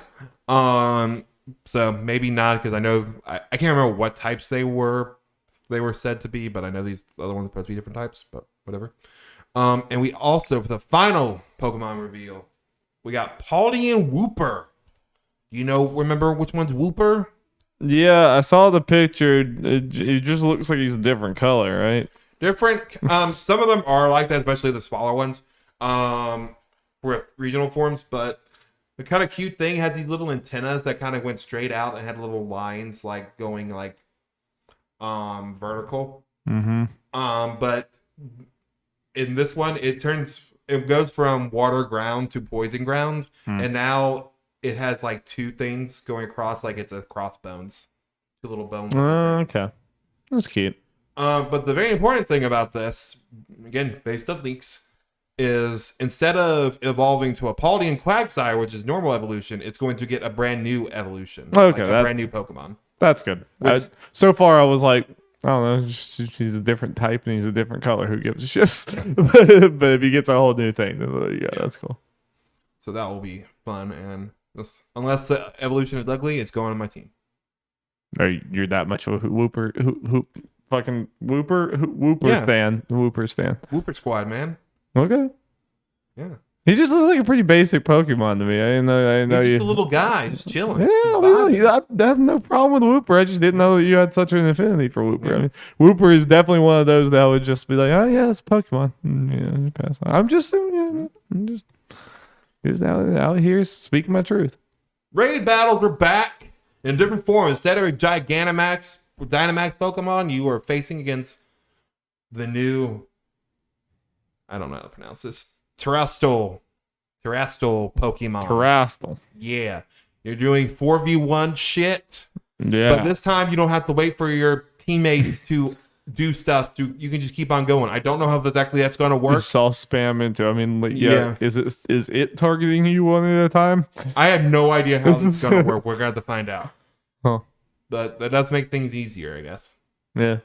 I am just hoping, I pray to God, named Rowlet. This God. Jeff, you killed Nintendo. What have you done? I finally did it. Yeah, I'm hoping that they give you candies again. Like the experience candies like in Sword and Shield, because that works so well for a Nuzlocke. So I'm hoping we can do that again. And I am also hoping you can play with NPCs so I don't have to get online with real people every time. And the computers are stupid, but you can't rely on actual people. That's what I've learned. Fucking don't trust them. Don't trust them. And yeah, finally, we'll talk about the terrestrial form thing real quick. It's a little crystallized thing. They become little crystals and get little crystal hats. Yes. And the interesting about this is it changes their type. The then it could be anything. It just replaces the typing that they have, apparently. Yeah, and I think it's super cool that it's basically, from what I've learned, is like everyone just has a baked in different form thing or whatever. So every time you get a Pokemon, it's like what's their stats, but also what type can they change. So yeah, into. it's kind of like nature's, where each individual Pokemon will have a preset thing. It's probably gonna be, we're gonna have to see like how it exactly works. It's probably gonna be like a thing. It's more common to just have one of its normal typings, because the way that works is when you the terrestrial type that it has is one of its original types. Its stab for that just gets more powerful. So instead of 1.5 power, it is 2 times power. So there is benefits to it just being one of its types. Okay. You just double up on that type, pretty much. But it seems like, can everyone be everything? Yeah, like, every Pokemon has the potential to be any type. And apparently in the leaks, it's going... this is a move that everyone can learn. It's going to be a move that is just the type of its terrestrial type. So if you have a Pikachu that has a water terrestrial type, you use that move and it's just a water move. That can get fucking crazy. Yeah. So what I like about that is because you give Pokemon the potential to be any type, but not every Pokemon can learn every. I can already see that's gonna fuck us up in some Nuzlocke battle in a gym when it suddenly becomes a fire type and we're like, fuck. But I don't know. I don't want to give too much oxygen to the Pokemon fan base being dumb. But I saw like what? This. Why? Of all the, like, honestly, from the outside, especially, of all the Pokemon gimmicks, which I know that everyone has, like, this has to be the most interesting one I've seen, because like most of the other ones are like, last one was just they get big and they hit harder. Cool. I mean, like, whatever, it's a super move.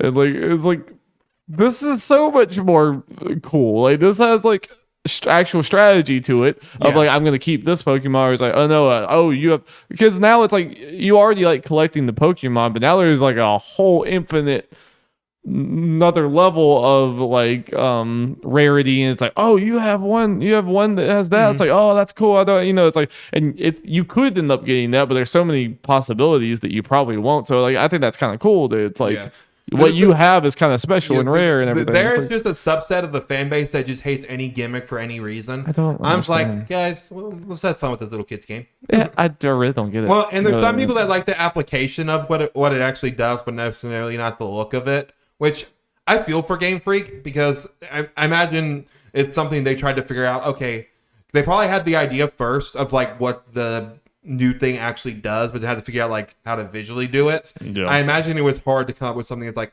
okay, how do we do this thing where it affects every Pokemon that makes any Pokemon any type? And they came up with the hat thing, which I do think the hats look a little dumb. I wish it was just like a color swap or something. I wish they just like swap to the colors of maybe that. Maybe it's been like an aura thing, but then it gets a little weird where it's like, okay, poison and like fairy can maybe get a little confusing with pink, purplish, and some stuff can kind of be similarish, like with gray and white. And stuff. They could be a similar color, but you just know what type it is by like a little logo or something. You don't necessarily need to be able to look at it and immediately know everything. I think they just wanted to be visually distinct. Visually, I kind of get it. I think it looks a little silly, but whatever. It's not like the end of the world. But like conceptually, I think it's very cool. Yeah. I mean, don't you agree? I mean, I think strategically it's a lot more. It's way more interesting than Dynamax. I'm just really hoping that because the way they talked about it can go either way. I think, in my opinion, because they mentioned the in the raid battles, that's where you're gonna get some of the more rare terrestrial types. I'm just hoping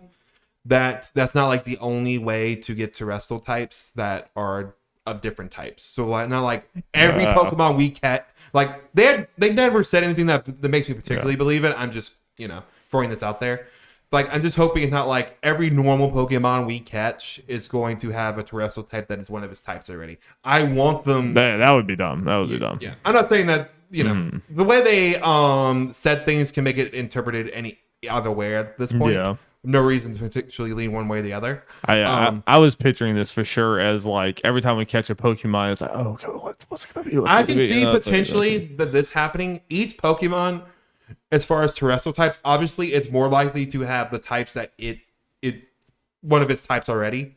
and then it might have like a couple of them that it's more likely to have. Yeah, but then some other ones are just more rare than others. Yeah, you can make it a rare thing. Like most of them have it, but every now and then you're gonna get one. It's almost like getting a shiny. Yeah. Probably more common than a shiny, I would hope. But it's like that kind of thing where it's shit. Especially for Nuzlocke perspective, especially since unlike Dynamax and Gigantamax, I mean this is the way it was with Z moves and the Gen 7 and Mega Evolution Gen 6. Unlike Gigantamax and Dynamax, you can do this in any battle. I imagine it's going to work the same way where only one Pokemon you can use it per battle, which is fine. Yeah. But the fact we can use it anywhere when things maybe get a little troubling instead of like just the major like gym battles and stuff is fun. Yeah. Because that like you're saying, that adds a layer of strategy, especially for us. Like, okay, we're going into this gym and this Pokemon's weak against it at the moment. But if we use the terrestrial type thing for it, then it's like, okay, we're suddenly strong against it. Yeah. Outside of potentially, I guess, just breaking the game, and especially like from a competitive level, just kind of breaking that. I'm excited to see competitive bullshit. It's like that's the only like potential problem, but just at least conceptually, I really don't get pessimism about this. I mean, this just seems cool. Yeah. It was like I don't think it's in this game, but people were immediately went for competitive. There is one Pokemon called Sedinja, which has 1 HP and can only be hurt by super effective moves. So people are already like, oh, let's change it to some bullshit to make sure this Pokemon just doesn't less likely to die. You're not gonna have anything. Yeah. Which would be funny. Yeah, I'm excited for this gimmick as far as like what it actually does and everything. Because especially for the Nuzlocke, I can imagine some shenanigans. And again, especially if any Pokemon we find could be anything. That's just be another added thing for when we catch them. It's like, okay, let's check that real quick. It's like, oh, that's a good one. I really hope that's how it is because that's what I want. I want like, we look at that every time to just see how lucky do we get. Yeah. Or again, depending on how it works, we can look at raid battles potentially being some Pokemon we catch, so we can just get it. We'll figure all that out as we get closer. Yeah. And again, luckily, I'm going to be playing as far as the Nuzlocke, as far as the rules and stuff go. I will be playing the game on my own time, so I will, generally have an idea how this shit works. Yes, so we can make decisions based on that. Splatoon, woo! Got a direct today. 30 minutes. A Splatoon goodness. Though it's one of those directs where they kind of explain the basics of Splatoon. Like, this is what turf wars are. If you've never heard of Splatoon before. The basics are putting ink on the floor and judges who wins. Yep. Still judge. But we got some fun little information in there. I will say this, unfortunately. I'll start with the story mode stuff. They talked about it for 30 seconds. But in some ways, I'm like, okay, then you might have some crazy shit in here since you're obviously not wanting to talk about spoilers in it. And they mentioned this is the end of the saga that started in the first game. I'm like, I like those words in that order. It's still all about like it's a post-apocalypse, right? Yeah. Yeah. And now the tentacles are furry. Hot. Yeah. So I'm excited for that. Obviously, I'll save the biggest thing for last, but just some other little. I'll just talk about like the big change. I'm not going to go to nitty gritty as far as maps and weapons and that kind of stuff. Obviously, they have the new maps that they're going to do. It starts out with 12 maps in this game, which is more than the previous two have started with. I think it's for a pretty healthy rotation, depending on how often they update it. And they already showed also maps that are coming post launch. And weapons, obviously, they went over some of the new weapons stuff. Oh, I will say one thing. They got one weapon that's like a windshield wiper, but it's a katana. I like that one. I like it. That's fun. As far as stuff going in the future, as far as they're going to the post-launch contests, I just kind of mentioned that. They pretty much said they're going to run it for 2 years. Okay. They said they kind of said straight up, hey, we're going to be supporting this for 2 years. After that, weird. I wish they wouldn't do that. Yeah, and they're gonna have seasonal catalogs that you can look through to get get so stuff. like strict and rigid when Splatoon does not call for that. I feel like. Yeah, it's because just the way Nintendo thinks, they're not going to do a game, and they're not gonna like make a Splatoon that's just a platform. They're going to stop that. But So we're they at the can go. third fucking one. It's time to change your. I Yeah. don't know. They're never gonna learn that lesson. There's not that company. I think the thing that hurts it, that might be part of the reason it doesn't do that, is because the Splatoon team is also the Animal Crossing team. Yeah. Or at least probably at this point, they probably split between I was some. about to say, then just split them off. Just either invest in the shit or don't. Yeah.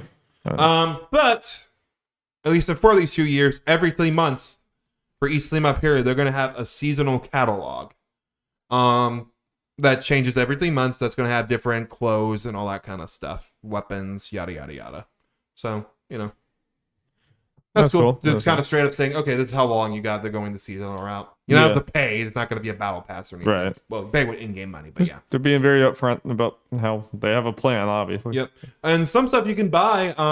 Well, they revamped the lobby system in this. Instead of you just kind of going into a building that's literally just a little platform thing that takes you to the thing with nothing going on. It's actually like this little building that you can walk around in, and there's actually ghosts of people you played with recently or friends that you can apparently click on and immediately go into like their session/game and join in with them. You can probably do settings to show, do you want people to join it, friends to join on you, yada yada yada. Cool. Also something kind of fun they added in is they got a locker room in there, and there are a bunch of lockers on the side, and they're all lockers of players you recently played with, and you can customize your own locker. That's cute. That's cute. And you can go to one of the shops and buy stuff for it. Oh, that's cute. That's cute. I like it. They added an in-game trading card game. Just kind of the cards that have different it looks like it is a game of Splatoon where you're taking territory and each card does different effects. Wow. And takes a certain amount of territory. What? So that's either going to be shitty or it's going to be something that consumes people's lives. People buy it for that. It's like, I could care less about the actual game. Or something that spins off into a mobile game or some bullshit. Yeah. Oh. That would not have been on my list of predictions. It would have been pretty far down. Yeah. Let's see what else. They said there is going to be paid DLC. I'm blanking on their name. Okay, yeah, I remember now. And they just show some blank silhouettes that look like Pearl and Marina, the idol group from 2. Right. So I imagine this is going to be like the Octopassix or Octoling expansion of last game is going to be a single player DLC story thing, which yay. Yes. I'll take that stuff. Yosh. They announced that there's going to be a pre-release Splatfest coming August 27th for a 12-hour period. Hopefully maybe I'm off that day. We can just jump in a little bit for the funsies. And it's a Splatfest. And speaking of that, part of the final, I guess, bigger things, probably something I forgot, but they changed the way Splatfest work in this, and I think they're kind of fun. Yes, instead of 2 choices, there are 3 choices now. Mm-hmm. And the way it's going to work for the first half of the Splatfest, it's going to be your basic thing. You're facing off against another team that made a different choice in the normal 4v4 matchup. But during the second half of it, depending on who's winning at the time, the team that is winning is going to spawn in the middle, a group of 4 of the arena, and the 2 teams that are losing at the moment are going to have 2 players each start at the 2 ends, and they're going to splat it out. I think that's fun. It's like, hold your ground. Yeah, I'm curious to see how that mode goes, since it is going to be 3 teams. Is that just deathmatch, basically? No, it's still like cover turf war stuff. Okay. Yeah, interesting. That's weird. Yeah, I'm very curious how that's going to work. 3-way turf war. Yeah, and then one team has double what the other 2 do. So I'm curious how that's going to work in practice. I'm all up for them trying weird, wacky shit. Yeah. And if it's good, I'm going to be bummed if they're just locking away at Splatfest. Yeah. Oh. Also, I'm calling it now because they've done this. They have things that are based off different Nintendo properties and other properties. When Pokemon Scarlet Violet comes out, they're going to do with at least where it's going to be the starters. Yeah, it has to. Very good. That's very, very good. So, ketchup, mayonnaise, and you can't. They have to continue their anti-mustard campaign. Yeah. So it's got to be something else. Relish.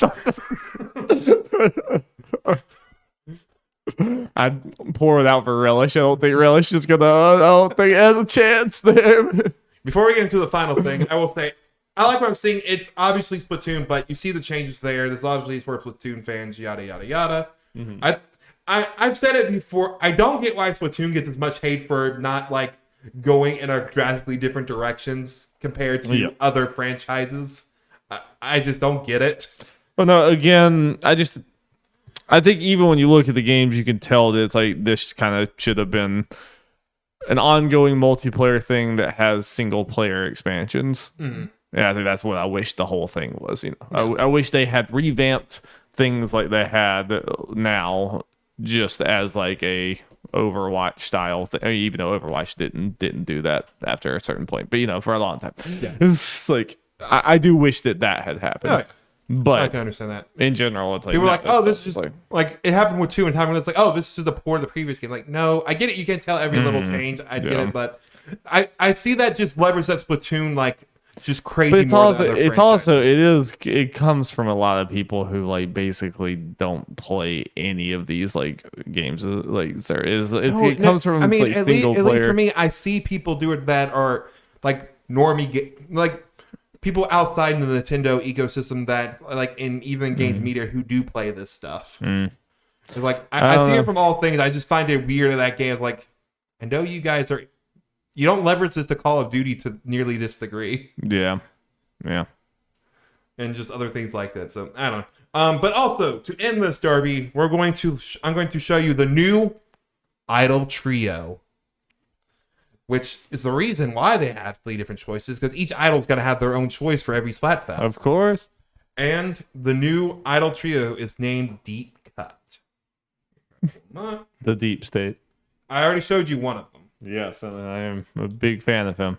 Yep. We now have a nice little boy. Some would say a big boy. Some would say that.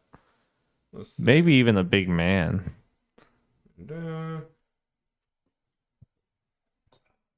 Oh wow! The right is freaky. I like him. We have our new trio. Fry, Shiver, and Big Man. Avi Big Man. I mean, come on. I mean, regardless of what he picks, Big Man has strong energy because it's going to make me want to pick him for most. I love it. I love Big Man. I do like the design for the other two, though. They seem pretty chill. Yeah. I mean, the one on the right seems like a psychopath, but I'm into it. Yeah. I'm curious to see what the favorite... I would say the favorite between the girls, but as far as the whole, it's like, man... Big Man, though. I love how that can you not just cheer for Big Man? His name is Big Man. It's very good. It's very, very good. Big fan of Big Man. Big fan. Okay. So we stand our Big Man. Yep. Probably going to be getting it, so look for impressions for that. I'm excited. All right. Darby, time to talk about some rumors. Ooh. This comes from Mike Minotti from VentureBeat. Electronic Arts, our favorite company here at Nerds at Large. Yes. Yep. That's official. Yep. It's getting into the superhero game business with a new title based on the Black Panther, according to a report from Giantbot member and former GamesBeat staffer Jeff Grubb on his daily news show, Game Mess Mornings. According to Grubb, the title is in early development is a single-player affair. A new Seattle studio founded by former Monolith Productions VP and studio head Kevin Stevens is likely working on the project. Starting with the death of one Black Panther, players take on a character that is becoming the newest incarnation of the Wakandan hero. So yeah, you want what you taking, the optimistic or pessimistic? What you taking, Jeff? So it's EA, so it's hard to not to be at least a little pessimistic just on that alone. But well, I know it's easier for me to say because I didn't play it. This seems to be part of the reason they are going this route is because of Jedi Fallen Order. Because of the success of that game, they're like, oh, okay, single player games. These actually can do money. Apparently, we they're going for that. So I have some hope for that. That maybe depending on how they do it, it could be good. Yeah. People really like it. I know you were a little more down on it in comparison to other people. You didn't dislike it, but no, it had promise. But the thing that makes me more upset potentially is the description of the story where we are playing at a character becoming the Black Panther of the death of the former one. Because the way Jeff made it sound, and admittedly, he seems to be unsure of what exactly the characters are. You make it sound like T'Challa is dead and we're a new character, which I would not like. I also equally do feel like it could be T'Challa's father died and he's the Black Panther. That's how T'Challa, It's a weird thing with the way he presented it, made it sound like that, but and also the fact that he's unsure about it makes me lean towards more May T'Challa dying. I just feel like we might, as a society, immediately jump to that conclusion. Partially just if it wasn't because of that, we wouldn't even give it a second thought. Right. I admit, but you're also right, yeah. And I really hope we don't, like, just in general with this character, we don't do the thing where it, like, we'll never do this character again to honor in some way Chadwick Boseman. Whereas I feel like it would be, I feel like that's more of a disservice. I think I would rather, like, because he helped make this character so popular. I want this character to live on. I don't want this character to just die with him. I did not know the man. I'm going to safely assume he did not want the character to die with him. Right. I would have to imagine. But so I agree. I do like. I'm more like I don't know. I don't feel like good about putting my flag on either way in that, because from that description, that description also sounds like how, like, Black Panther, the Black Panther movie we saw, where it's like, his dad died, and that was, so it's like it could go either way. But yeah, I'm with you. I'm like kind of skeptically optimistic. I'm like cautiously optimistic, like slightly on that, because like you could absolutely do a cool version of this.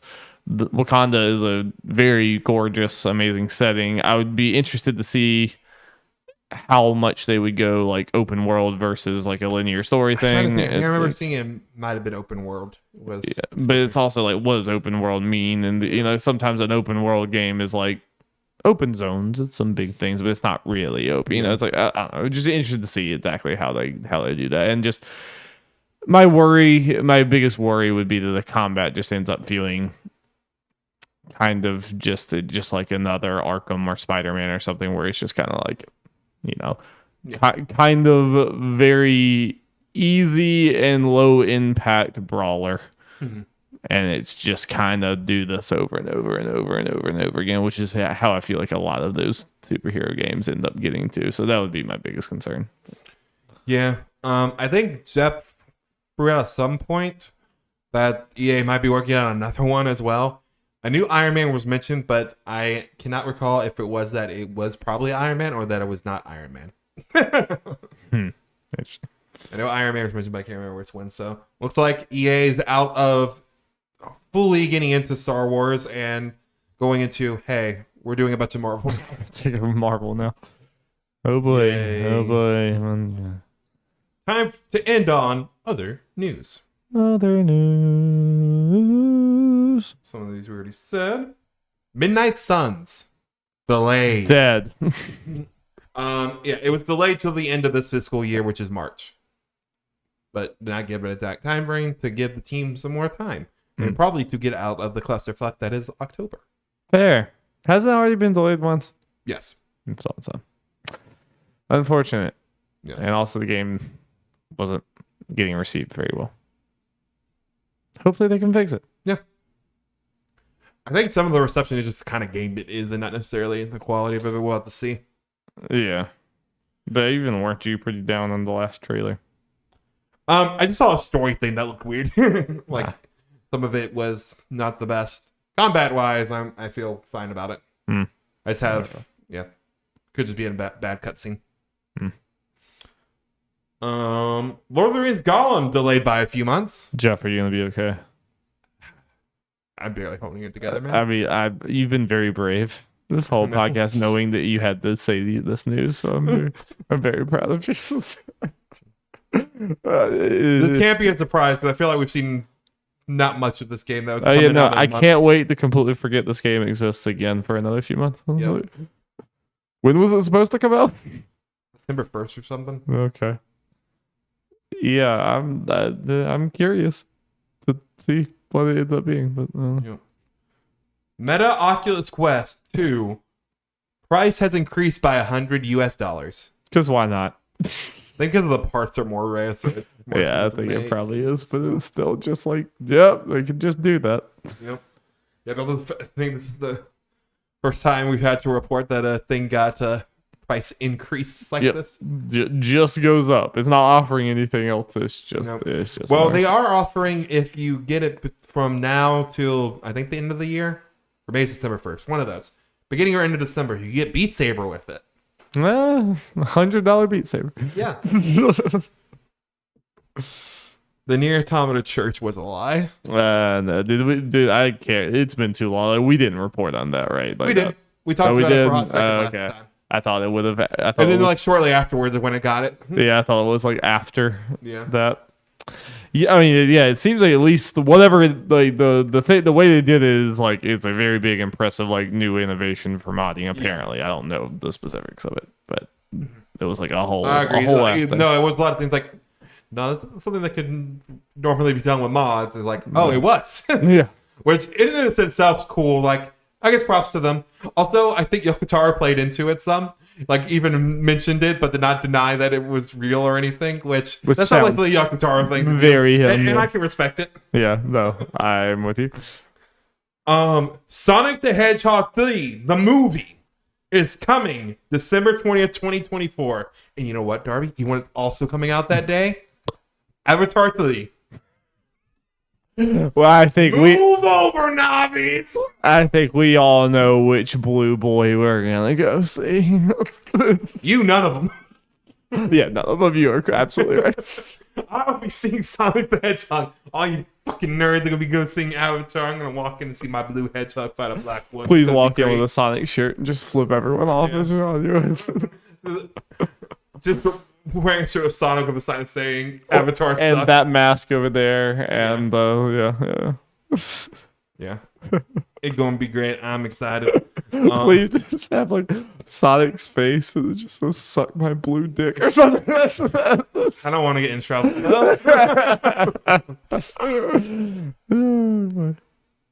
But also, honestly, part of me is like, if there's a reason that they do not come out the same day, I think it's equally as likely that Avatar gets delayed. Not because of Sonic, but just because of James Cameron, it must be perfect, Jeff. yeah. Well, and 10 years has not been enough. So it must be I mean, perfect. Avatar 2's coming this year. This is the next movie. Oh yeah, you're right. Well, they must be perfect. Yes. I do think they're all being made like together, which is why it's Fair taken 10 years, but whatever. Beyond Good and Evil 2 has hired a lead writer. For the first time? Or is it because No. someone left? The main guy, like the original creator of Beyond Good and Evil, original director, left at some point, and I guess they finally got another lead writer. Progress, Pain. Jeff. Progress. It's a step. Yeah. I would say this could be a new Digimon Survive, but I can't exactly have faith in what this game's going to be. It's way more ambitious than the Digimon Survive. Well, even then, there were reasons to believe it's not going to be what people wanted anyway. Yeah. Like they showed off story stuff in their trailer, which were really cool and I was really into. But the kind of game they were describing could be it's barely there. Or it could have just been cool trailer thing. Well, especially at this point, it could just be non-existent. Or apparently, We could not get Jade at all. Final Fantasy VII Remake started out as an absolute clusterfuck and still ended up being good. So, it can happen. Yeah, but Ubisoft. I know, but it can happen. It It could happen. It probably won't, but it could happen. It's not completely off the table.